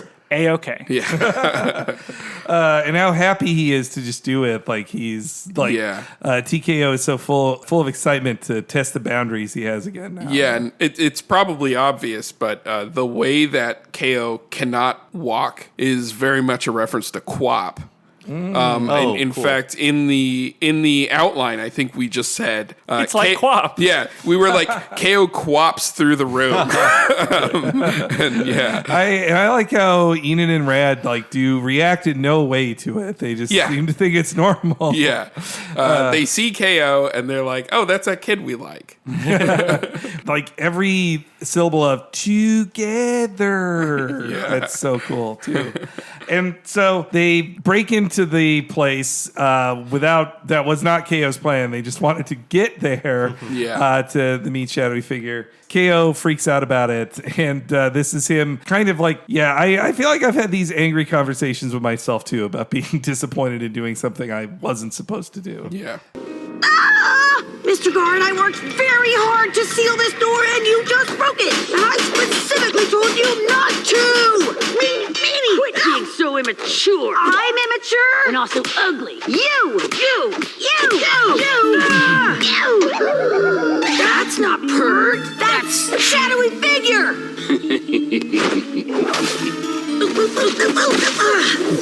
I have questions for you. Answer, please. What? I got nervous. Ugh. Questions? Oh, you'll have to make an appointment for that.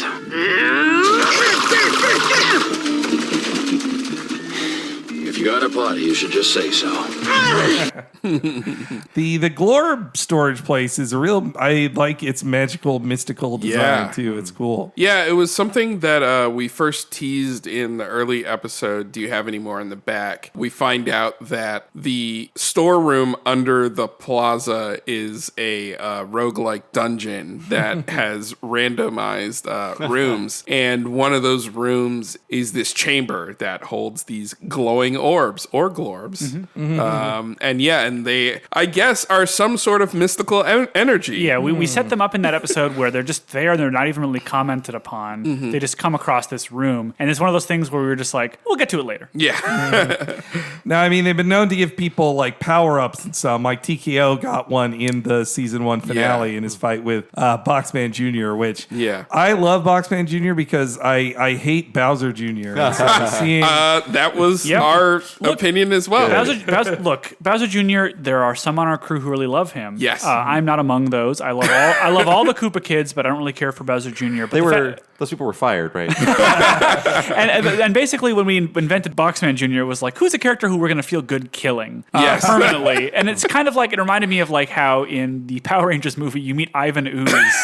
And it's like, Ivan Ooze is the toughest villain we've ever faced. And it's like, well, if he's so tough, how come you beat him in 90 minutes? But you never beat Rita Repulsa. Yeah. Wow, yeah. Oh, that guy. That's that fight with Boxman Jr. I keep almost calling him Bowser Jr. The fight with him is legally distinct character. Is great, and you get to see. We were just rewatching. I was like, they punch a baby's face off. Yes. It's a robot. It's a robot. Yeah. But when we were like, can we kill a baby on television and got away with it? We were just like, okay. The part that shocked me wasn't that we got to fight and blow up the baby, but that we got to show the baby's funeral. Yes. The bottle in the crib, I was like, whoa. Yeah. That's why I want to make it clear I'm very grateful for what we get to do in the show. We do get to do like a lot of stuff. But I trade all the farts in the world for one baby funeral. But you can see that the way that Boxman's regular robots feel about Boxman Jr. It's what we feel, the Koopa kids, how they must feel towards Bowser Jr. That's great. Like, oh, great, there's this kid here now. Awesome. And he seems to be Daddy's favorite. How lovely. So the way he confronts Shadowy Figure is great because you get either KO's like nervousness, like he can't be as direct as TKO would be, but TKO is just kind of flailing around and can't focus enough to do it, to really talk with Shadowy Figure, and he knows he's not really in any danger anyway. So so they start fighting, and it's just kind of I just love the cool guy dodging that Shadowy Figure does. Like, I think his hands are even in his pockets for most of it. Yeah, right? yeah. We had a lot of fun doing a lot of those action scenes. We have basically the way that we've set up our crew is, so we have the storyboarders who write all the dialogue, they do all the stuff. They basically create all of the drawings for the episode. And then we also have a storyboard supervisor and storyboard revisionist. And the way that we've set up our show is that they basically spend most of their time amping up action scenes, making really cool explosions, adding like poses to fights, and they really went ham on this one. These sequences in this episode, they were handed in amazing. Yeah, and then they were multiplied even further by the revisions team. And our storyboard supervisor Jeremy Polgar is really amazing artist, and he's just one of those people who has a flair for understanding what an action sequence needs, and he really pushed this one super far. And so they're having trouble fighting him, and they decide to move as one. You know, I thought I saw some real improvement in your fight with Boxman Jr., but now you're just a mess.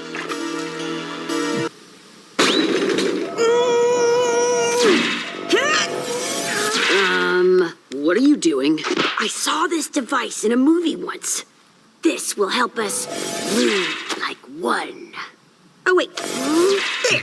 Why are you so weird? If we want to take this bozo down, we need to work together in sync. Fine. I'm in. I mean, he even calls out that it was from a movie. Yeah. I think we were like waffling on if we were going to keep that line or not, but it made us laugh every time. Yeah, it's funny. Yeah.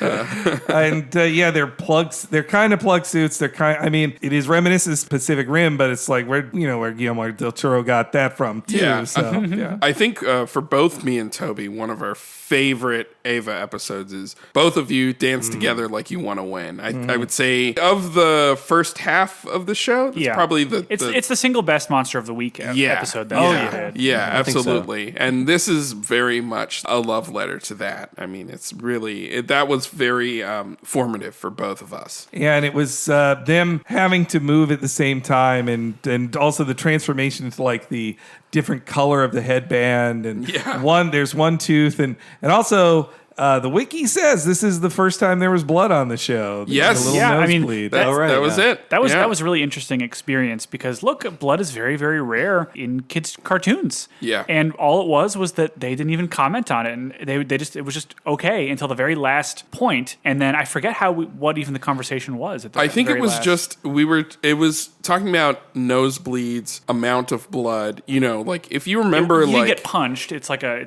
medical exactly. Yeah, like for instance, you remember like on Batman the Animated Series, like they had a line like that too. Like you couldn't punch someone and have blood come out. However, a character could get injured and then stand up and have one line of blood coming out of their mouth. Like there are a bunch of like little rules like that. And basically, I think we sort of looked at precedent and sort of made our case of like, well, these shows get to have blood. Like we've seen some blood on this show. This is a nosebleed. It's not coming from somebody getting punched in the face. Yeah, and sometimes we try our best to have a good relationship with S&P, and there are certain circumstances where we simply work with our executive and ask just this once, come on, please. Yeah. And so something like that. And then there's a scene like for example, there's a scene in the episode We Got Hacked where Rad's foot breaks and his bone comes out. Yeah, and we were just like, please, just this once, please, let us show a bone. We need this. Like we'll put a cartoony sound effect on it. Just this once. It's a horror episode. We want to do something special. One at a time. And then they were like, yes. And then every single time since then that a bone has shown up on screen, it's like, remove that bone. Yeah. Because it was like a deal we made where it's like, you can have the one bone for your show. Per series, you get one visible bone. Yeah. When we're sitting on K.O.'s one fuck. Yeah. It's going to happen. A lot of the sequence too, I got tons of like Ava feels like the just take one step. Like, let's just take one step. And also even the, when Shadowy Figure catches his hand, like it also reminded me of like the Ava Unit 1 catching the hand of Sachiel, and he didn't snap his arm, but it's kind of our way of doing a giant robot episode of having two very small characters in a normal sized human. The double KO is starting to do a little bit better, but still gets thrown away and knocked down by Shadowy Figure. Shadowy Figure's still not impressed. I think this is when KO and T.K.O. really come to an understanding here. Oh, what's this? Are we serious now? Now tell me, why did you... These poor glorbs need my urgent attention.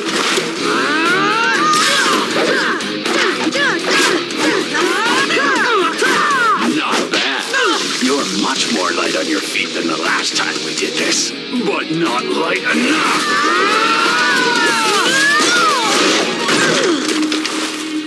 Or perhaps too late.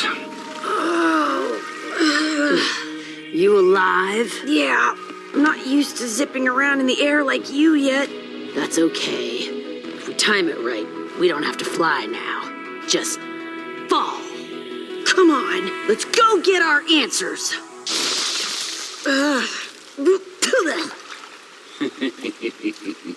Ready.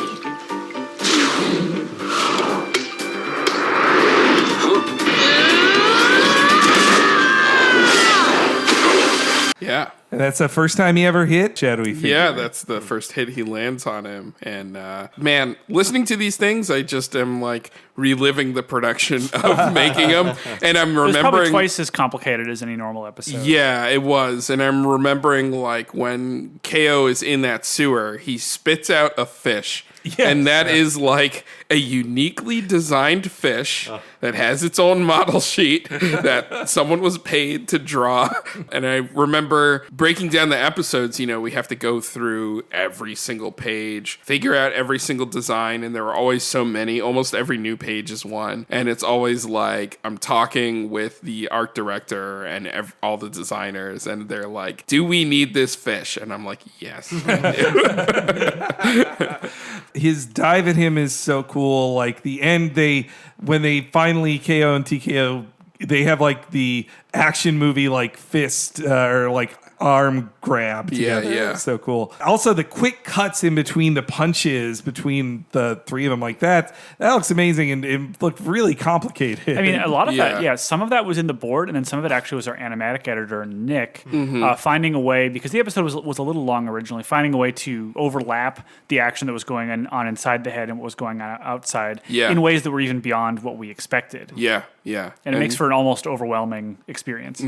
Something we always think of, too, is like when we're choreographing a scene or all those things that are in the best Jackie Chan sequences. And we try to think about like, how to make a hit feel really big or really hard. And like showing it multiple times from multiple angles. And that's something to try to go for. Yeah, and it's like a direct fist-to-face is very frowned upon in a Y7 show in 2019. But I feel that using creative techniques, we're able to make them hit hard every time. Yeah. This is a very important moment where TKO/KO confront Shadowy Figure 4 answers, and I like this exchange here. This is one of my favorite music cues in the show. Now tell me, why did you make TKO?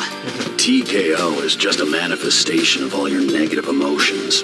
Your rage, your pain, your helplessness. I could not have possibly created what's always been within you. All I could do was help you channel it. But why? Why me? I just needed someone who could help me infiltrate this area. For Glorbs. They're very valuable in the villain circuit, Typical villain jerk. Let's finish. I don't buy it. If this was just about Glorbs, then why is it that you know so much about me? About my goals, about my friends? And why do you always look so satisfied when I'm winning our fights? TKO. If this was just about Glorbs, then why do you even care about me? That music cue made me laugh every single time because it really, really feels like you're watching like a cutscene in a video game after you beat someone, and a song just like kicks in, and it's like, whoa, this is really hardcore.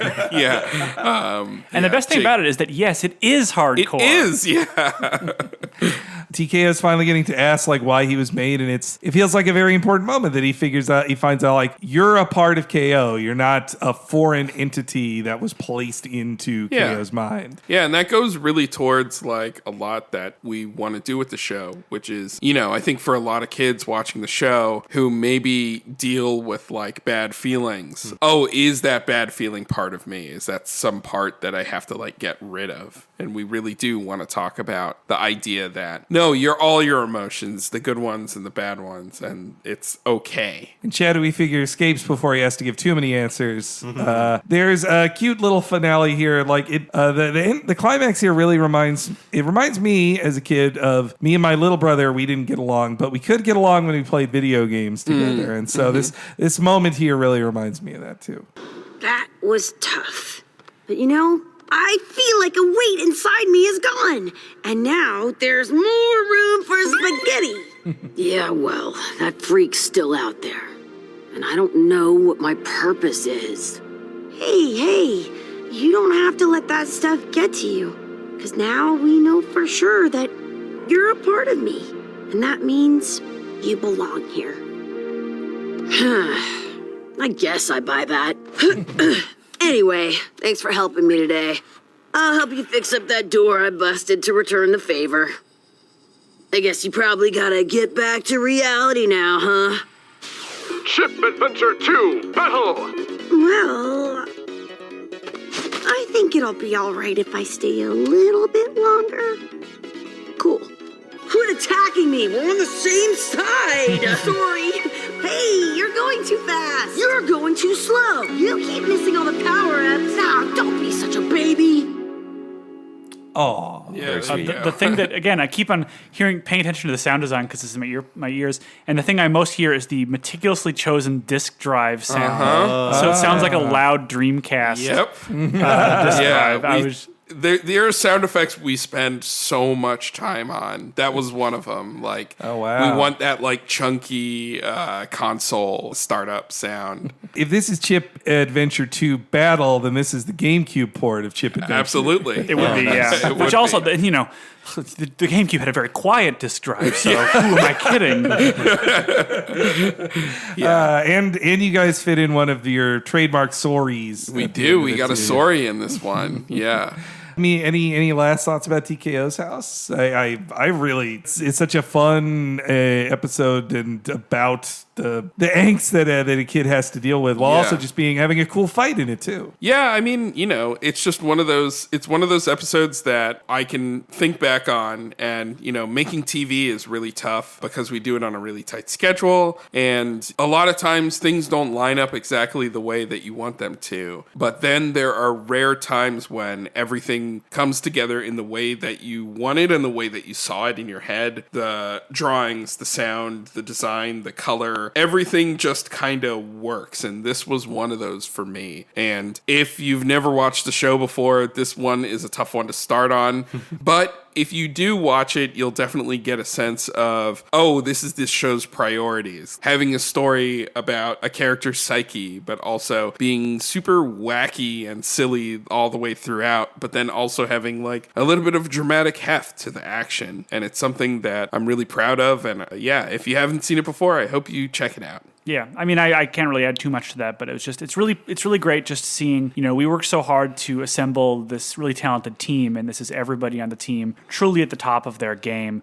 creating something that, while it does have its share of, you know, allusions to all of our favorite things, you know, the central concept and metaphor of it is something that I've never seen before. At least I don't think I've seen before. And so I'm really glad that we got to use the medium of children's animation to do something kind of out there and create something that seems, you know, at least speaking from what I see from fans, seems to resonate with people. I think our clips point out that how important the visuals are for this show. Yeah. Just like they can't be overlooked, and that's why I love watching it, because it's just so much fun to watch. And again, I was talking about earlier, just the special poses, you never know what a character will look like. And what I really like about this episode is that it is a comedic series, but the action is not like a parody of action. They're actually really good action scenes, especially in this episode. So yeah, it's definitely, if you were confused by the clips, I say please watch it, and the context will help you. But yeah, it's an amazing episode. Yeah, I can work with that. All right, imposter, get ready, because this ends here. Oh, I'm the extraterrestrial. Emphasis on extra. My skin is blue because I come from planet X, bruh. If you step to this, you gonna get creamed. If you out of line, you gonna get laser beamed. Arms ripped, afro poofy, ears tipped. You goofy. Lifting and pumping and crushing the weights. Don't be surprised when I thrash you. Moving his head and sat in the crates, and you ain't nothing but trash, dude. You looking foolish. You ain't the real me. I am the true Red. I know you feel me. He is Radicles. Ain't nobody ever wanna mess with me. I said he is Radicles. I ain't got time for no identity thief. Hey! Careful with my gear! Sorry, Enid. That's right, you are. Enid, do you know wash your hands? I'll see what I can do, K.O. Knock him dead! Oh, cool. All right, here goes nothing. Well, I'm Radicles, and I'm here to say I learned a lot about myself today. I'm a yoga guy with a yoga mat. Don't believe it? Ask the kids I babysat.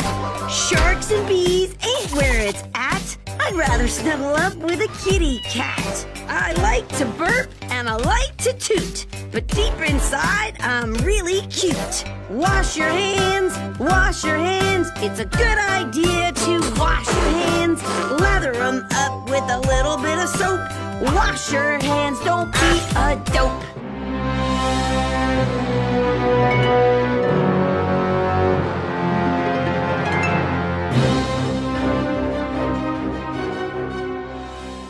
Okay, so now, Crossover Nexus. The big mega Cartoon Network history event. Like, yeah. How? How happened? I mean, it's just like, it was one of those things where we had teased the network with the idea that we could do crossovers in the show. And we made a story arc called Point Prep, which was right before this in episode order, where Enid goes to a superhero school. And one of the things that the network asked was like, oh, hey, at the superhero school, could there be like other drop-ins from other Cartoon Network characters? And we liked the idea, but we really thought, hey, if we're going to do this, we should make a full episode that is just that and just really have like a ton of fun with it. And, you know, we are people who we love just like getting the chance to get some IP and play around with it. You know, I had been itching to use a Steven Universe character again because I'd been off of Steven Universe for a while, and it just sort of slowly came together. We were excited about it as just like an opportunity to create something more extreme than we'd even done so far. So we would have meetings with the network being like, we want to bring everybody together, we want to create a new world for this all to take place in, and it kind of started big and got bigger. Yeah. My question is, did you play the new Smash Brothers and notice any strange similarities to your story? Well, here's the thing. Like, it kind of came from the same place. Originally, we did look exactly at Smash Brothers as like, how our favorite huge media crossovers, how are our favorites done? And I think my favorite is Smash Brothers because it has this meta-narrative that all the characters are toys or figurines in a world where they're being played with by these hands, and they become animated through that, and they come to life. And sort of there is this nice, like, meta-narrative that gets discussed through, like, the story of what's going on in those games. And we wanted to create something like that, like find an interesting way for them to all be together. Our first pitch of that was like, oh, what do these characters all have in common? It's that they're all drawings, and that kind of dovetails really well with like OK.K.O. But then we eventually just came to the fact that what these characters really have in common isn't just that they're drawings, but that they are like properties made by this one channel. Yeah. And it's like, if that was a place and if these characters all got to be together, what would that look like? To give listeners context, the new Smash Brothers is basically a new villain appears, and it turns all of the characters from Nintendo games into stone, and the one most important character remains, Kirby. Yes. Of the entire Nintendo franchises, Kirby is the one. That totally reminded me of this. Obviously, you guys were not talking to each other, and this came out before Smash Brothers, but they're so similar, the ideas, including the petrifying the characters. Mm-hmm. Yeah, it was interesting, but it makes total sense to us. We were inspired by Smash, and so they came to the same conclusions that we did. As you know, an aged cartoon fan myself, that it astonishes me that there's been so many original Cartoon Network characters. This episode is overstuffed with them. There's just so many. I mean, and we didn't even get all of them that we wanted to get. There could have been hundreds more. Got to be like a ton of just spinning plates of permissions and conversations having to happen there too. Well, I mean, you'd think that it was kind of interesting. Like we basically, you know, once we did the accounting. Yeah, Raven was one thing because that's not a Cartoon Network character, and so we had to build that relationship. Yeah, technically Raven is a Warner Brothers character, you know, a DC character, so that had to be like a special arrangement. Yes, but like for all of the other characters, it was actually kind of surprising. Like we compiled the full list of all the characters we wanted to see appear in the episode, and we sent it to legal or whoever. You know, we sent it to the people necessary to kind of see who we could and couldn't use, and the answer was just yes. It was yes on like but we just had to do all of the accounting. Yeah. And then as things got further and we started adding more characters, then we had to make sure like, oh, we need like a complete list, a very complete list, a super complete list of every single thing. And every time we kept adding. Yeah, and we had to add more and more and more. And yeah, the accounting of that is like a lot of the job is sort of like making lists and making sure that you know every single thing is, and that goes in tandem with like having to design all of these things onto the backgrounds. Like every single thing has to be noted and listed. So it was actually an easy and hard process. So you said there were some no's? I honestly don't think there was a single no. There were no no's. I don't think there were, because I think the characters that we knew we couldn't get, we just left them out. Like, for instance, I, of course, wanted to do a bunch of Hanna-Barbera characters, but technically those aren't Cartoon Network originals, so we just told the board artists to stay away from those. Yep. And then also the characters that we also have trouble being a show for kids. A lot of times we have trouble doing direct references to things that are for adults. So like we couldn't do a lot of like direct references to like Adult Swim programming and stuff. So we left out some of those things. And also like a lot of our favorites, like say like Space Ghost, those are all based on characters that don't belong to us anyway. Those are also Warner Brothers characters as well. So right, we couldn't do like Tom from Toonami because Toonami is an adult property now. But again, we didn't ask because we knew we couldn't. So instead, we put in Magoozy. Yeah, we put in Magoozy. Though we did also get Clyde 49 from early Toonami appears as a piece of graffiti in the background, and we put Ghost Planet in the sky above the CN City. You can see it really tiny. And by that point, it was like we were just throwing stuff in ourselves. Yeah. And we were just like, well, we'll get in trouble or not. Yeah. You know, the actual characters you see was one thing, and we got all those through. But if it's a like lot of that ephemera from those series, I think we were able to sort of like squeak in and get away with. There's a really great video everybody should check out from the YouTube channel Roundtable that accounts every single Easter egg in this if you want to be super thorough on it. But one of the things that impressed me most in there, like when after my first watching that video, was like the ad campaigns you guys got references into. Like the nudes are in there and the large boy who eats things. Like I forget the name of that campaign, but I was surprised to see Moxie. Yeah. And more surprised that I remembered Moxie in the Moxie first was one of place. the very first. We honestly, even if we had never done this episode, we would have found a way to include. Yeah. Like there were other episodes where we were going to have Moxie just show up as part of the story, just because I love Moxie. In fact, there's a season 1 episode called We Got Hacked, where the characters get a virus that turns them into broke 3D characters. Originally, it was going to be revealed that the person who created the virus was Moxie. Moxie's 3D model had broken, and it started affecting all the other characters. And that was a huge part of that episode, but then it had to get cut because it really didn't Too much fit. stuff. There was too much stuff. So when it came down to it, because the episode started as an adventure with the main 4 characters that we see, and then we started to like creep in these little segments with these other characters, and then at a certain point we just went insane with it. Yeah, we were just like, let's do it. And a lot of the ones that you see kind of foregrounded are ones that we just are really enthusiastic about for various reasons. So also voice actor favorite ones. Yes, voice actors who we had at the time. Yeah. But yeah. And so characters like, it was very important that characters like Moxie and Robot Jones, and Puffy Yumi and stuff were present and accounted for. And then other characters, because we happen to have voice actors that were available and we were able to go even farther with other characters. Absolutely. Didn't you originally envision this as a double-length episode? Yeah, we were going to do this is the legend of the episode. Yeah. It was going to be a 22-minute episode, but when we originally pitched it, our bosses said they preferred it to be 11. So basically what we did is we kind of reworked the story to be like just a little more compact, but we kept all the stuff that we felt had the biggest impact, like seeing all those characters, the big Cartoon Network punch at the end, like in turning it into 11 minutes, that was where we basically came up with a lot of, because we had to save time.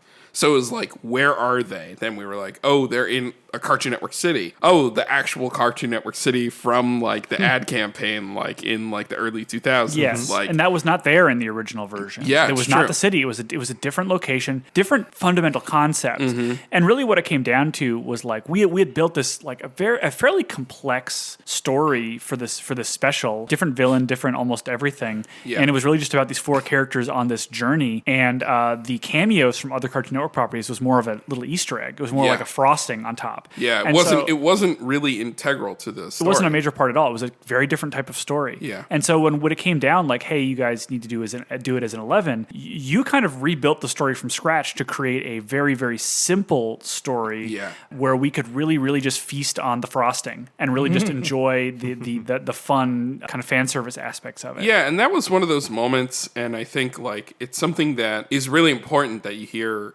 we hear all these great stories about like the brave writer of the TV show going up against the man, and we've definitely have those moments too. But then there's also like those moments that it's a crisis-tunity. Like you get this note and you're like, oh no, what do I do? And then you really have to sit with it and think, oh wait, this is actually an opportunity to refine what I want to do and do something better. And I think what Toby's saying is true. We basically turned the fact that this was like a Cartoon Network crossover into the raison d'etre. Like that's why it is what it is. And it just became more and more from then. And basically we had the board artists had done like an amazing job. Like 4 of our board artists really, the original board artists were Dave Allegri, Haewon Lee, Iggy Craig, and Danny Ducker. And then we had a 5th board artist, Parker Simmons, come on and sort of take all of the stuff that the original 4 did and sort of put it into like a new framing device and wrapper and turn it into this continuous, straight up balls to the wall, super fast story, like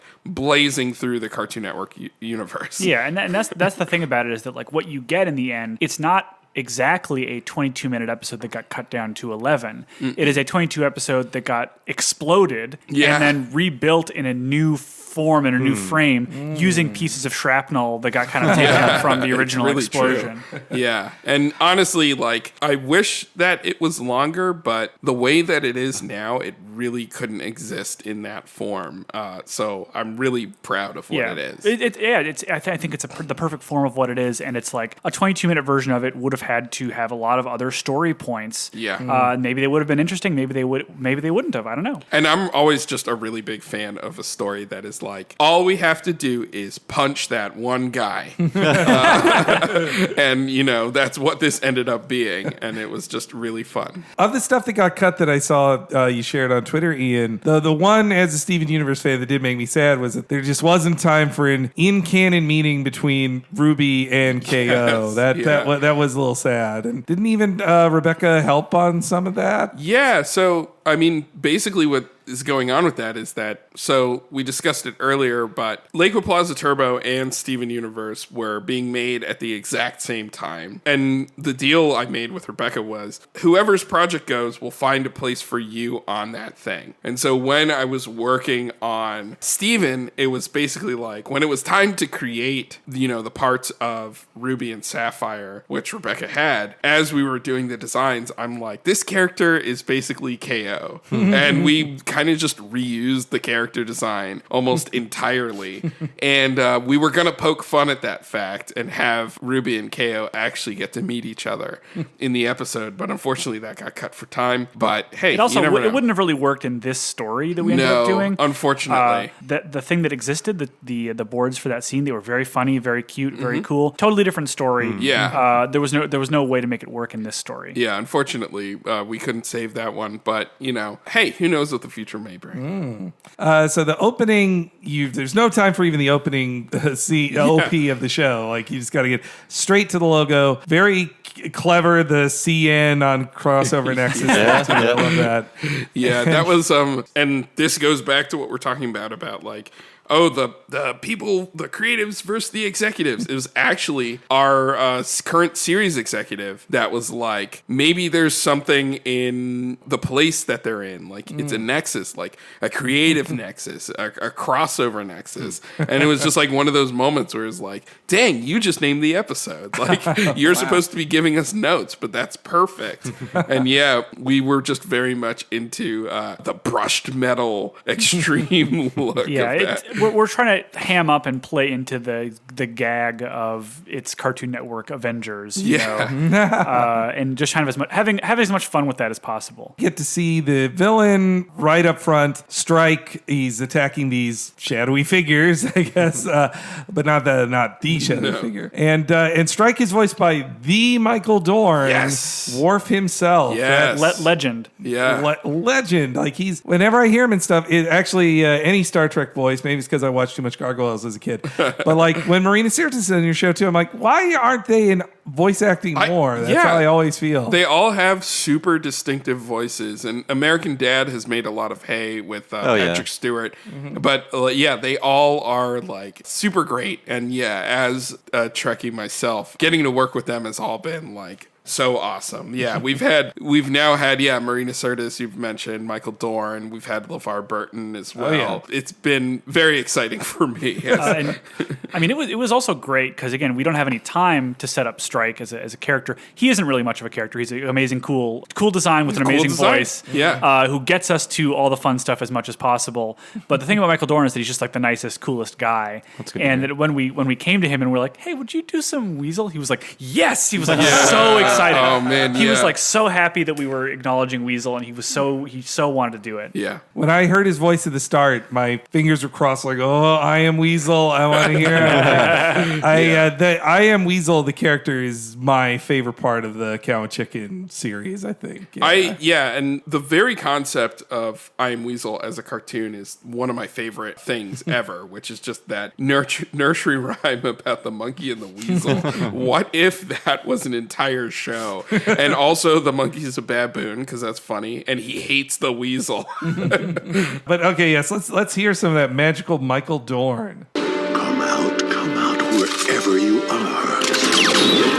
I summoned you two heroes here to destroy you. And just like all the others, I will annihilate you. Fine, I'll just summon some other hero to obliterate. Let's see. Oh, this one looks like he's got some fight in him. Let's play! Now summoning hero. Success. Hey, what's this spooky dump? And where are my friends? I am Strike. Howdy, hero. And Toodaloo! What, me? I'm still just a hero in training. Yeah, I don't care. Huh? Who? No time for introductions. Guys, this way, come on! Yeah. What a moment there. Now, I gotta say, Strike is not being a very fair hunter. He's like, the second he lets KO appear, he's like, doesn't even give him a running start. He's like, nah, you're dead. Right there. Yeah, we were just like, because Strike is a villain who only exists to be a bad guy, we were just like, let's play with every single villain trope we can. Most dangerous game at first, but then also just over elaborating on his plans, and then also wanting to kill someone right away. Like a child. On the pen, that sounds like you, Ian. That is me. Yeah, okay. Yes. I think at the very last moment, we were like, we should probably have the pen talk to explain some of the things. And then I think, Toby, you were just like, you could just do that. I was like, yeah, okay. And then we've got this robot voice that we do sometimes. It's a special filter type thing that we like. And we've used it for other episodes as well. It's nice. Yeah, it's just funny. Also in that clip is, my favorite thing about this episode is the music. And what we tasked Jake and Robbie and all the musicians at Mid Potion to do in this episode is, so Cartoon Network does have like a logo with like a signature sound. It's 4 notes. Da-na-na-na. And that appears at the end of every like Cartoon Network thing. It also appears in promos. The characters say new for a while as like part of like a promotion. And I was like, can you take those 4 notes and Alan Silvestri them, turn them into like the biggest, most overblown Avengers score? And there in that clip at the very end, you hear the beginning of the love theme of Crossover Nexus, which is like da-da-da-da on steroids, basically.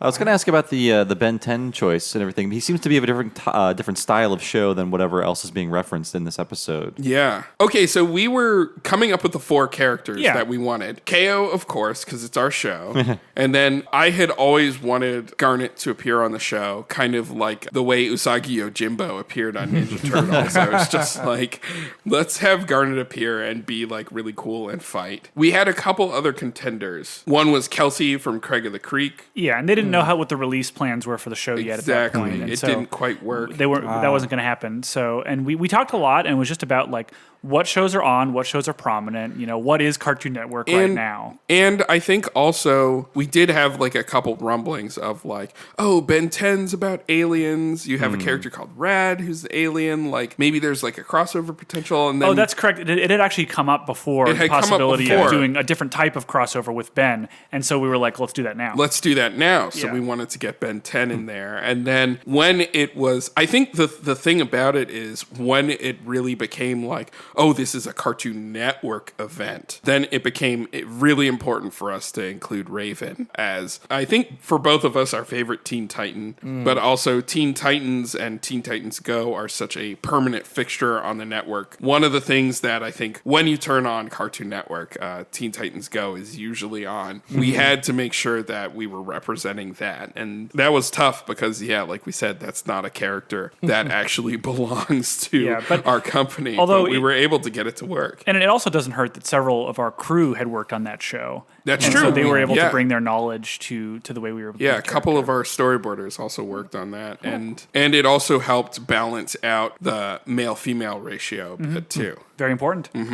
Seeing Garnet and K.O. together just makes me happy. Like Garnet immediately, almost immediately with K.O. takes on this kind of parental effect on him, which is just so great. Garnet is so supportive of him throughout this. Just in the little moments you have, I love all of them. And I'm just hearing Estelle's voice, just hearing her talk to K.O. is just so great. Her voice work is so good. It's funny because I've been working in animation for a long time, but I'm also still an obsessive fan of a lot of these shows, and I'm a huge Steven Universe fan. And so getting to write stuff for Garnet to say and help when Estelle came to do the voice, it was I was still fanboying out about it even as a professional. But just returning really quick to why we chose these specific ones. So Garnet was an easy gimme because, I've worked with that character before and I knew how K.O. and Garnet would be and I wanted to put that on screen. However, we are still making an OK.K.O. episode and so our brains are wired to write a certain way. If K.O.'s around, we need a Rad and we need an Enid. Ben 10 is an easy stand-in for Rad. They have the same sort of way of being kind of shit-eating, he thinks he's the coolest. He knows he's badass. He can do all this cool stuff, but he has a little bit of vulnerability because he's just a kid. He kind of slots into the Rad role really easily. And then Raven is super powerful, but is also kind of an eyebrow raiser, very sarcastic, but then is deep down very sweet. And that's the thing that she's kind of trying to cover up with that. So it makes her a dead ringer for Enid in this episode. So that made it easier for us to write. It's the same dynamic. Yeah, we can kind of have a similar dynamic with these characters. Here is K.O. meeting Garnet and Ben 10. You two seem like heroes, but I can't find either of you on my PAL cards. It's rustling my jimmies. I am a crystal gem. I fight off threats from outer space and protect my planet from anything that would harm it. The name's Garnet. That's amazing! What do you do, little boy? I'm 10. Oh, I'm sorry. No, I'm Ben 10. Listen, I travel around the country with my grandpa and cousin Gwen in an RV. That's nice. Destroy heroes. Let's go forearms. It's hero time. Did I fail to mention my Omnitrix, which lets me turn into 10 different super cool aliens? My Omnitrix! I'm stuck like this without it! Stop gulping or it'll do worse.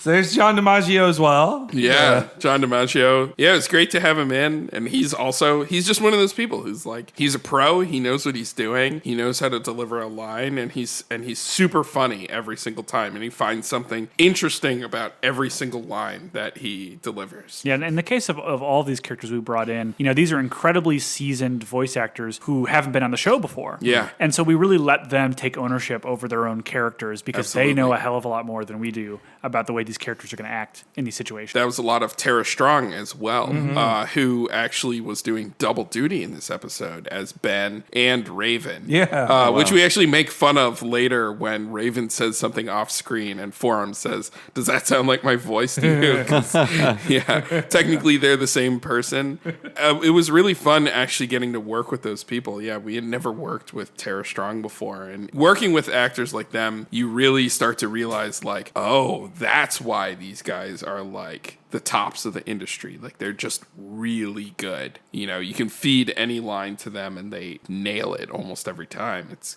really impressive. Also in that clip is another musical Easter egg, which is each one of those musical themes when they get introduced is a kind of pared down version of each of their theme songs. Oh, yeah. The Steven one and the Ben one, which is kind of an amalgamation of a lot of different Ben 10 themes. And actually our composer, Jake Kaufman, even has worked on like a Ben 10 Game Boy Advance game in the past. So he was like, yes, my old friend Ben 10. And each one of those themes ends with a da-na-na-na if you listen really closely. Ben 10 still feels like a new show to me. I hate that. I remember when Ben 10 came out the first time being like, what is this new show? I'm old. And now it's like there was a Ben 10 and like a Ben 10 time skip and then a Ben 10 reboot. Yeah, like, Omniverse, which was like all the Ben 10s, and then there was like the new Ben 10. So, and this is true with Ben and Raven. Ben is mostly based off his newest version, but he incorporates sort of an attitude of all of the Bens. Is kind of how we played him. And same thing with Raven. Raven, of course, is based off of the Teen Titans Go Raven, but we kind of wrote her as an amalgamation of Go Raven and the Raven from the original, since we didn't have multiple versions of the same character within the thing. I like the chemistry between Ben and K.O. too, because K.O. just goes like, "That's nice." Yeah. They feel like two kids talking to each other, just trying to meet each other the first time. He just wants to be friends. That's K.O. And then the kid who's like, "Let me show you all my cool toys." You know, and that's Ben. The Omnitrix gets taken away. It's a great line too, just like, "With my cool Omnitrix, my Omnitrix." And then Garnet loses her glasses in this next bit here. Garnet, your cool glasses! We better get moving. We've got to lose it before it recovers and steals any more of our powers. Your sunglasses were your power? Not quite. They just gave me the clarity and focus I need to use my future vision. Also their prescription. In there! New. All clear, guys. I now get that new. It's that's a 2%er. Yeah, for the people who watch the network live. But okay, that is official in continuity what her glasses do, right? That's canon. If I could take a Steven Universe sidebar. So in Steven Universe, fusions basically have heightened abilities, but it's really hard because they have multiple points of view at once. It's hard for them to focus on things. You don't usually see it because a lot of times the fusions are, we're seeing two of the gems fuse, and because they aren't the point of view of the show, you don't understand, like, say, how Opal sees the world or Sugalite. However, in fusions that have Steven inside of them, usually we get a little bit of what that point of view is like. So for instance, in Stevani, you can see that being a fusion is really taxing because you're splitting your point of view with somebody else's and things become psychedelic really quickly, and it's really hard to focus when you're a fusion. Basically, what we're saying there is that those glasses that Garnet has is basically her way of focusing those perspectives into one. As we know that Sapphire can see one future, and because when she gets mixed with Ruby, because Ruby is so impulsive, now she can see multiple futures. However, she does need a way to focus on the actual present that's in front of her, and that's what the glasses are. The glasses are basically a prism that she made, so she's able to see only one timeline, and that's canon. That's been canon in Steven Universe like since the beginning, but it's actually getting revealed here in a crossover episode that Steven Universe fans might not watch. which is actually very similar to how the Steven Universe episode Say Uncle actually reveals a ton of canon info on how Steven's powers work. And a lot of fans skip that episode at their own peril. They should not have. That's kind of like a proto crossover Nexus. That Yeah, episode. absolutely. Yeah. They bust through the wall, and that's when they see the stone figures of all these Cartoon Network originals. Like it's a total just menagerie of characters. Just pause and catch them all, and that's also another part where I felt old because I was like, I don't know that guy. Oh, I know that guy. I don't know him. If you remember a specific Cartoon Network promo where Fred, Chicken, and they're in Fred's car and they're looking for a space at the Cartoon Network lot. Yeah. So the way that parking lot looks and Cartoon Network looks in that bumper, that's literally what you're seeing right there. That's the building that they bust into. The parking lot that they run through is the one where Fred was looking for one. Oh, and Thundar was there too. Oh, yeah. Yeah. Speed Racer and Scooby. Yeah. And Space Ghost offered up his space, but then he couldn't remember where he parked the Phantom Cruiser. So yeah, that's like a direct reference to that. And the inside that they bust into is a direct reference to, there were several promos that showed like the security desk. I think there was like one where Yogi Bear was trying to get past security and didn't have his ID. These are like, basically we looked at all these promos and figured out the geography of those locations and set the whole episode in there. So the network had access to these old promos still? Or were they on YouTube? They were on YouTube. Okay. Yes. And also, we didn't exactly advertise all of this when we were doing it. We did it secretly. Yeah, we didn't say like, hey, current Cartoon Network executives, you guys remember those city promos from 2007, right? You love those. We didn't bother. We got them right here. Yeah, we just, that was just, it's a city. We just kind of did it on our own. Yeah. And then they meet one of the only other people still alive there, Raven, which, created in 1980 by comic book legends George Perez and Marv Wolfman. Just seeing her there is so huge. Like, now knowing the permission stuff, I understand why the rest of the team was like in silhouette behind her. Yeah. But it's just amazing to think that like this character who's getting close to now 40 years old got to appear in your cartoon. Yeah, I mean, she's really slumming it. But yes, let's hear from Raven here. Who are all these guys? They must be heroes that couldn't escape Strike's strike. Let's keep moving. Man, if Strike X'd all these guys, he must be way stronger than I thought. If all these heroes couldn't stop him, what could the three of us possibly do? Do what he isn't expecting and go to his lair. That's a great idea, Garnet! I didn't say anything, K.O. Ben? Dude, did that honestly sound like my voice to you? I said it. A hero! Hi. You got X'd by Strike? But you can still talk and stuff? I got a protection spell off just before he X'd me. Thanks, you. Garnet. K.O. Forearms and Ben. And like a bunch of other guys, too. We need to know who you are and what this place is. I'm part of a group of superheroes called the Teen Titans. My name's Raven. Excuse me? That's better. Yeah. And Garnet just has no patience for forearms either. Yeah, we had a lot of fun playing them against each other. And I think Ben, that's, like I said, it's a character that we've got to enjoy, that we know how to write, like kind of that confident, sure, a little bit jerky kind of character. We got to have fun with that. Raven also, she remarks that the K.O. reminds her of Beast Boy a little bit too, which is a cute moment. I like that. And they're just all walking around and hanging out. And I like K.O. wanting to be like a kid watching the show. Like, what would I call this team of characters? And that was the thing of like, even though this is a episode where there's so much stuff going on, so many Easter eggs, it was like, we still want to have just a scene of all the characters together, just enjoying each other's company. Yeah. It's really important to us. Hey, Raven, where is this evil lair anyway? Over there. The giant fortress just past the impassable chasm. Oh, okay. Neat. Still smarter than Beast Boy. So what kind of magic can you do? All of it. Normally I would wield my dimensional magic to get us home, but Strike stole my powers. I can still levitate, but Azarath, Metrion, Zinthos! Nothing. Whipply Dipple. I just realized that we all come from teams of great heroes. maybe the four of us can form a new team together. How about, okay, Ben, let's go universe!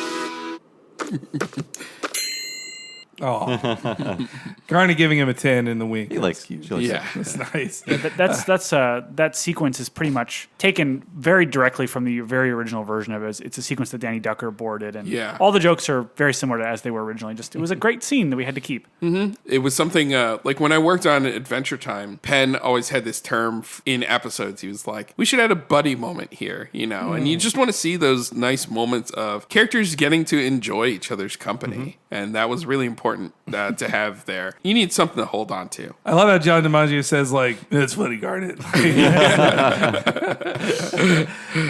They see that they got to cross all this red piranhas. They float on Raven's incredibly strong legs, and we get a really cool action sequence there too. Just like everybody in the team does something. I like that too. There's a cool action moment for everybody, which is very important in a crossover. Every hero at least has to have one like cool moment. Absolutely. Yeah, the one crossover rule that we broke was that they don't all fight each other when they first meet. If we had more time, maybe we would have done that. And in the old version, the old version was based around that. It was based around like, that. Yeah, there was a story like reason that all the characters were fighting each other. You show up, and every time you meet, you fight each other, and then they become friends. And it took a lot of time, and it was kind of cool to see these characters fight. But no room for that here. Yeah, we can't do all the crossover rules.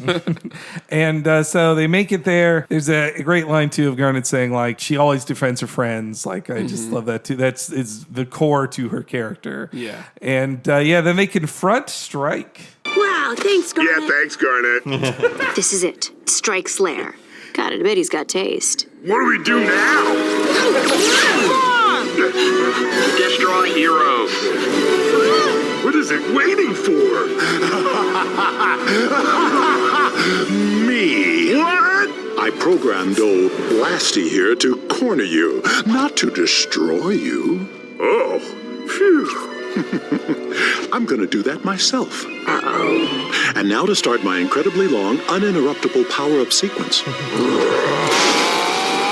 That's great. The screaming begins. Yeah, we got so much utility out of John DiMaggio's voice in this episode. Like almost every minute there's a thing with him being just like, what?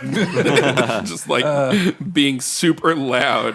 When we did Futurama, it's just every time Bender says something, you just laugh. Like it's just a funny voice, and thanks, Garnet. Yeah. So how much did you make Michael Dorn scream for that? It was like one big scream that we looped, I think. And a lot of times when we have someone scream, we say, we need you to scream, so we'll save that for the end of the record. So we record everything else, and then we have him come back around and do the scream. And I think that's what we did. I think we had him do, it was one or two really long screams that then our sound editor looped and also faded into each other so that it would come off as like one consistent scream. That's Dragon Ball Z reference there, oh, right? yeah. It's Dragon Ball Z and just like hero villain business in general. Like the idea that the villain would make an obvious distraction, make an obvious thing that they can go and then get out of. He's so obsessed with being a villain in the most theatrical way possible that he gives the heroes the opportunity to get away. Yeah. Well, DBZ has it does have a huge part of Cartoon Network's legacy. Absolutely. Right? Yeah. So I was glad it could get that kind of show. It could get referenced in this crossover, even if it's something they don't own the rights to. Yeah, technically we couldn't show it, but we did want to make sure that was represented in some way. I do own the rights to Goku. We should have put him in. I'm sorry. What are you doing? Oh, that's embarrassing. Next time. Whoops. Okay.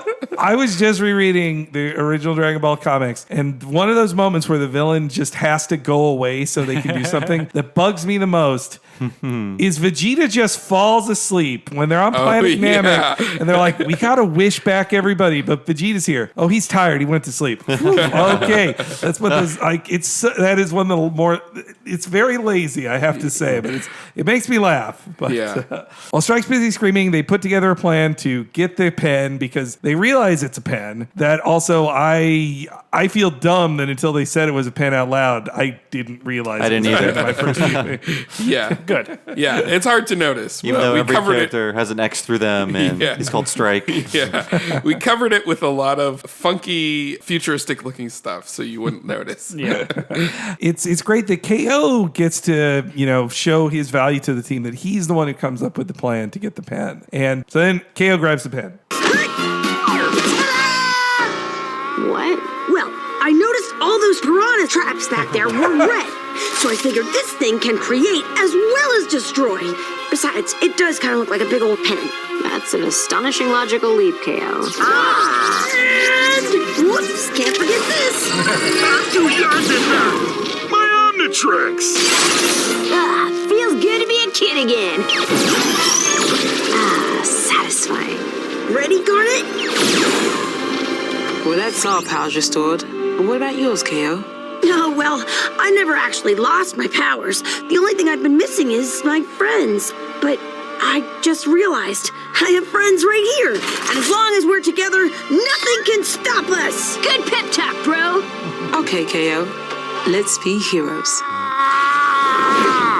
If you ever try sound mixing a heartfelt speech and plan with a complex musical score and a powering up character in the background, it might take a whole afternoon. Yeah, very well done. Take a while. And actually, I remember because we did have that scream on the work print that we sent to the composers, I was like, try if you can to incorporate the key of that scream into the music, which they actually did. The scream fits musically in with what's going on in that scene, almost to the point where you get used to it. Yeah. And only when I got so used to it watching it, only when isolating the soundtrack, I was like, oh, it screams there the whole time. Like, I didn't realize until now either. When I clipped out, because I wanted the intro sound to be Garnet saying the title of the show. Only when I clipped it out, I was like, oh, that shouts there the whole time. Wow. That's just a great moment that you get to have Garnet Estelle say the name of the series. Yeah, and we've never said it in the show, I don't think, no. in like a normal episode. And so it was a fun time to do it. Yeah, it was a perfect time to do it. Well, Garnet has near fourth wall breaking powers. It's true. Yeah. So does Raven, actually. Yeah. Raven really does. Raven can break the fourth wall for sure. And I also like Ben's little neck swivel. He's like, are you kidding? That was in the very first pitch. Yeah, our border cracked us up. Our border Iggy Craig pitched that like the very first time of Ben just being like swiveling his neck around, and it made the entire room explode. And this is just a quick clip. The team is finally together. There, fully powered and ready to face heroes who are powerless. Now! Huh? Where'd he go? Hey, jerk! What? Okay, Ben, let's go you first. Oh, there you are. Great hero shot. Just everybody Yeah. mid-motion. Just, so We great. put that in our Comic-Con trailer. That is like truly the crossover Nexus love theme playing in the background, like the biggest version of it. And I love Dorn's delivery there, like facing heroes who are powerless.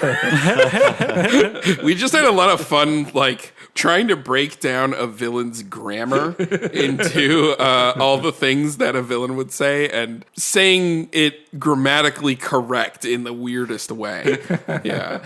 And now with everybody's powers, they are able to deflect, strike in pretty much every way. Garnet's multiple fists, they always look like just a cool like fighting game move. Yeah. They're always so cool to E-Honda. see. Yeah. Yeah, very E-Honda. And Ben 10 wants to join in, but he finds out his Omnitrix is a little bit different. Gotta find the right alien for the job. What? For reals? My Omnitrix! Why isn't this thing working? Ben, it's okay. Your Omni thingy was made with Strike's power, and he has the power to summon any hero into this world. Haha, I see where you're going with this. It's hero time. You just need a power fist! Yeah, bring. Good morning.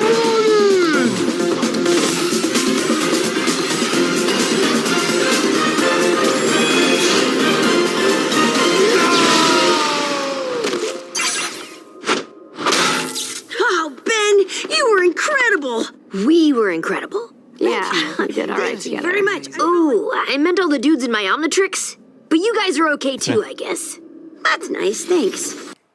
So I didn't get the original music you were talking about, but this is definitely the cartoon theme. Yes, yeah. And then it got me thinking, like, what era? So there was What a Cartoon, and then Cartoon, and then there were like various different. It was always Nicktoons on Nickelodeon, but Cartoon Network cartoons had different like names for different eras. Yeah, and What a Cartoon is specifically that shorts program, and then Cartoon is the shows that come from that program, you know. So Cartoon basically is like the theme for Cartoon Network originals. Right. So at least that's the way we treated it. Yeah. And just hearing that music, it brings me back to like how difficult this project was to do. Yes. And the first time I heard the music, I was just like, it was all worth it. Yeah, me too. Our composers really made that work so well. Specifically, that sequence, I boarded that sequence personally because there was something like I really wanted, which was that sequence of seeing all those characters. Not only did I board that, but I had to also like go in and draw special poses for each one of those characters. The ones at the end flash by really quick are like OG Buttercup, Dexter, Johnny Bravo, and Super Cow. Originally, we weren't going to touch those characters because we're they were a little nervous about it. Yeah. It's like the original ones, we were just like, for some reason it felt like untouchable for a long time. It felt really too special, like really have so much respect for Dexter's Lab and to actually like put it on the show. I was like kind of like scared to do it. Well, and Monkey was in there too. Yeah, Monkey was in there. He's so cool. Yeah, that was our original choice. Was like we're afraid to do Dexter, but we can do Monkey. And these are all just like self-editing we were doing about these like weird internal choices we were making. And then at the very last second, I was like, you know what? Let's just do it.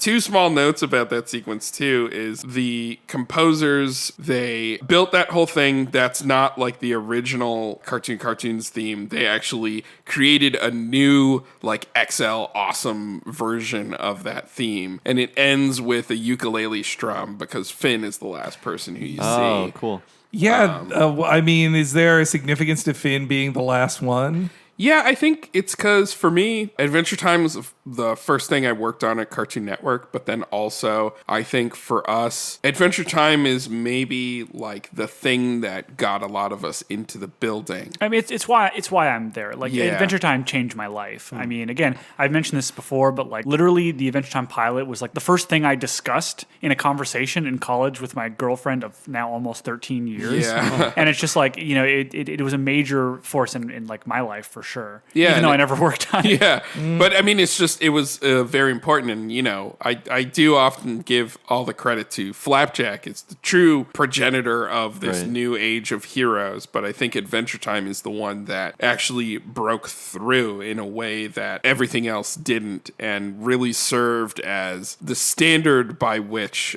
we all try to create cultural touchstones.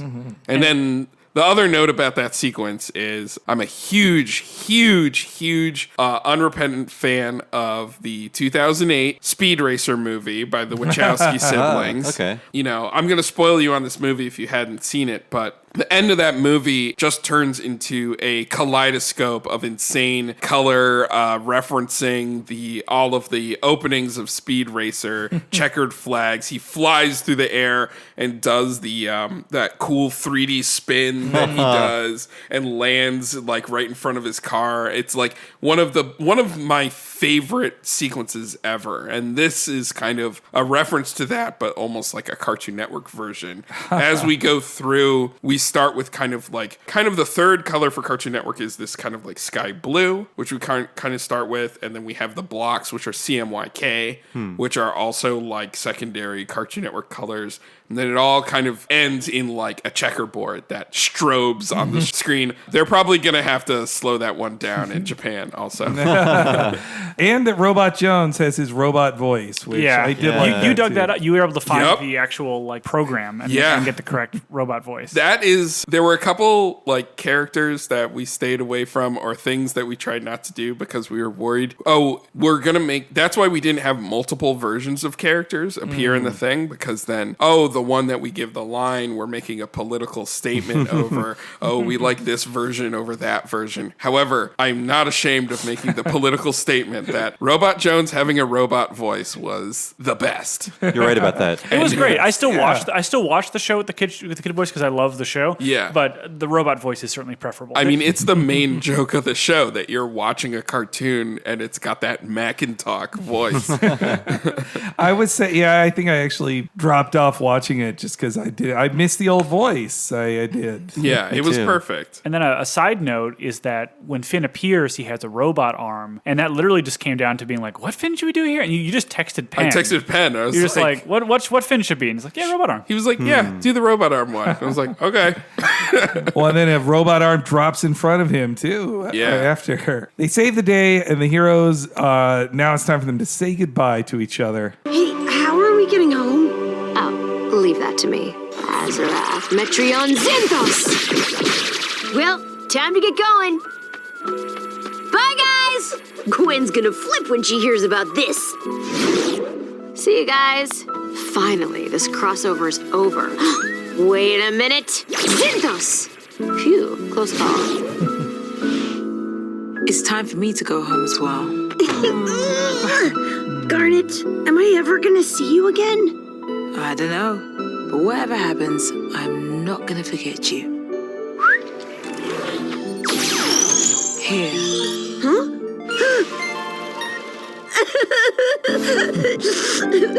Garnet!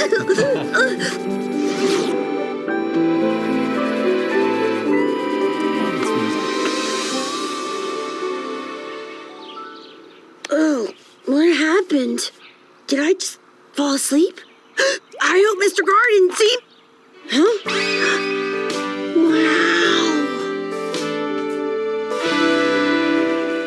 So the alternate joke for that ending was K.O. goes, "Wow, it was all canon." Yep. And I pushed pretty hard for that one, but understandably, it was like, that's the kind of joke there were a number of things in this episode, like that's the kind of joke we would have done in a normal OK.K.O. episode. Yeah. But we did make a little bit of an effort to create a bridge for those who don't normally watch the show, make it a little bit easier for them to stomach. It feels like it is playing by some more rules. Yes. And even like, we can get into that a little bit later, but even things about the visuals of the episode are a little bit different from what we would normally do.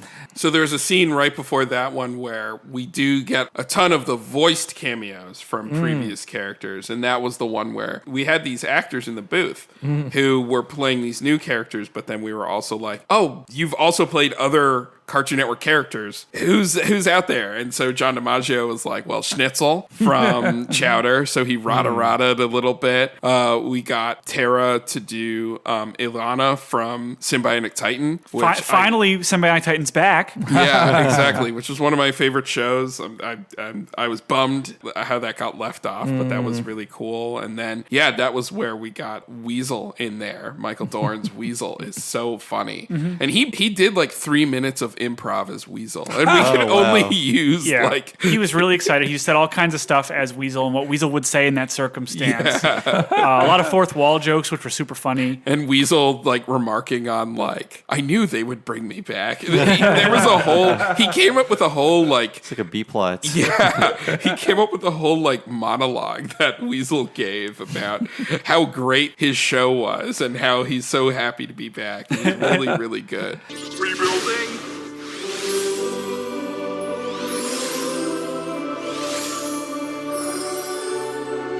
Hello, bros. We're back. I am Weasel. Hey, nice to meet you. As a Cartoon Network fan, it's just nice to know that like CN City exists again, and it's fine. Everything's fine. I also wonder, like, some Teen Titans fans can be a little grumpy on the differences between Go and not Go.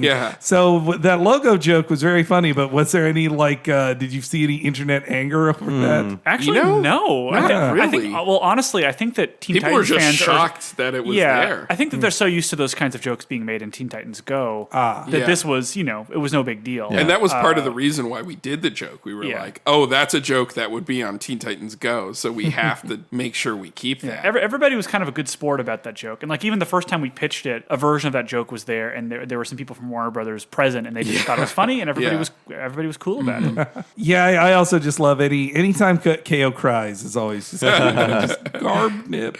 Yeah, I really have a thing about, and I think it's true for a lot of shonen. It's like if you try to do like a shonen thing without like the manly tears of like, when you're just like crying because you care about your friends so much, like it's not worth it. Yeah. So we got to get that in there. And then another fun detail is when K.O. comes back, the music genre changes to be like the OK.K.O. funk. Yeah, it turns into brass and funk. But it's still crossover Nexus love theme, but in the OK.K.O. style. That one is really good if you want to pick out those 4 Cartoon Network notes of da na na na. It's all over that specific ending. Yeah. And with the ending, it's like ending an episode with someone waking up and saying it was all a dream is something you can get away with once, and we already did it. Yeah. And so yes, it's canon. It's real. It's all canon. Yeah. That's why we were like, oh, he has to find the card and it has to be real. Yep. Yeah. I like knowing that somewhere in K.O.'s binder of cards that there is a Garnet card. Yes, there is, and there is. We do see it again. We will see that again. Yeah, it's real. Another quick note: when the city gets restored, the music that plays as it gets restored is pastoral choral version of the theme from those bumpers that played over those bumpers. Wow. We just were going really deep on all those things, and we were like, what if a theme from a commercial bumper played as like a super epic, heartfelt version? Yeah, I don't know why more shows aren't using the resources to do tributes to old bumpers. Come on. Well, man, I mean, any final thoughts on Crossover Next? I'm sure you guys still have like a million of them. I mean, it was. I mean, I've said it before, but it was probably one of the biggest challenges of my entire career. It was such a arduous, difficult process. But in the end, when it came out and seeing the way people reacted to it, made it so worth it. It was really rewarding just to see that it made so many people happy. Yeah, and I would say for us as like tiny babies who loved cartoons, and we want to make sure that we're paying that love forward and putting that love on our screen and wearing those feelings on our sleeve. Crossover Nexus is like our specific love letter to our fandom of this thing, and it's really important to see that love on the screen. And I don't know if I have anything else to say about Cartoon Network and my love of it as a kid because I made that episode. It's all there, and it's all like wrapped up in one package. Even though we forgot Class of 3000 and we didn't forget Secret Saturdays, they fell through the cracks. We put them. But the shots that they were in got cut, and now it feels incomplete. So I'm so sorry to all the fans of those shows. I loved seeing this crossover, just seeing all the characters interacted. I'm a mega comic book nerd, so I love a crossover, like whether it happens like just in Marvel Universe or even better when like characters from across companies meet. And so you get so much of that energy in here, but so specific to the K.O. where everybody felt true to themselves, but it also definitely felt like this wasn't the Ben 10 production people making this crossover. It'd be interesting to see what every other show would make this crossover with the same characters, but this definitely felt like your version of this crossover of this mix of characters. Yeah, I wonder what you could have snuck in there with the 22-minute episode, but I think the result of it being 11 minutes means it's just so tight and dense, and there's something to see in every second of it. So if you're a fan of this era of Cartoon Network, or the Cartoon Network in general, rather, definitely check this episode out. So again, Ian Jones-Cordy and Toby Jones, thanks so much for being on. This is probably our longest episode, maybe. Who knows? Sorry. We'll find out soon. No. People love this, but please talk about where to find OK.K.O. and all of the related products and services. So yeah, OK.K.O., there's a bunch of episodes. There will soon be more. The easiest way to watch it right now is just go on Hulu and search for OKKO. It's all on there up to partway through season 2. And also, if you have the Cartoon Network app, you can check that out. There's a ton more episodes on there, too. Yep. It's been known to air on television at times, and if you want to see it air on television more, feel free to let Cartoon Network know you'd like to see it more. If you want more episodes to be around more often, feel free to ask. Feel free to throw it out there. Couldn't hurt. But yeah, thanks so much. No, thank you guys. It's always awesome to have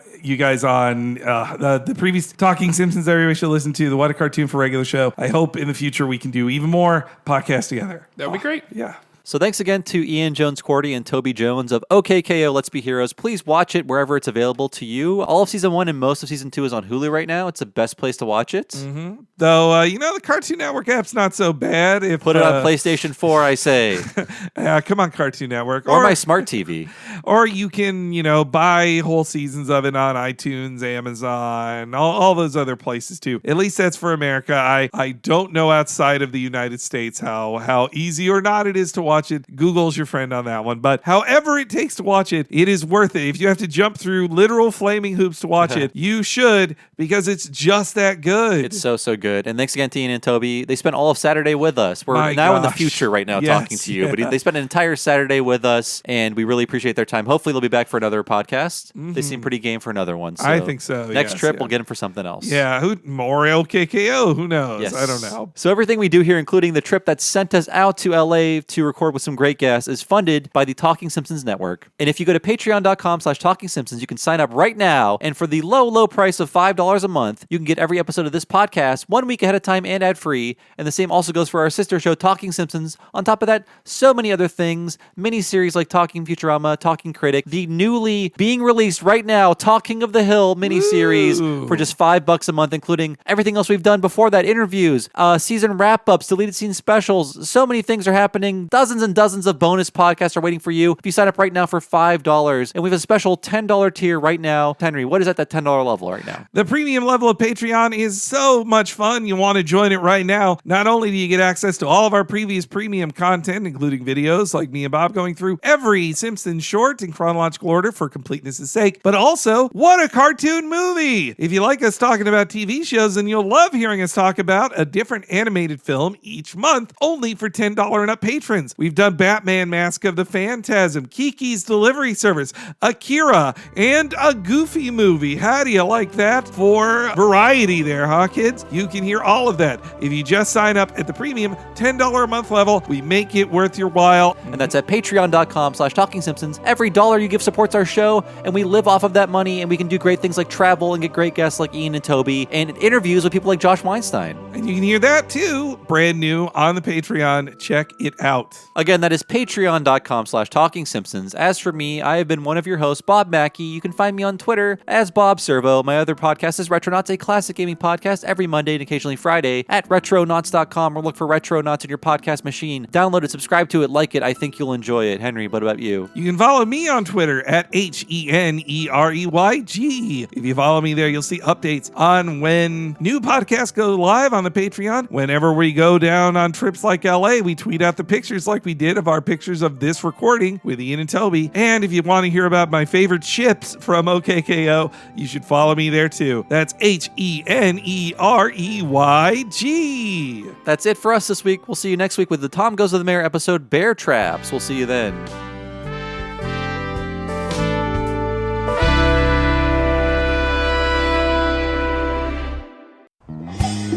It's only magic. Isn't it amazing when you know? Every second that you see is 24 connected pieces. Thank you for coming. Thank you for staying. Thank you for watching the show.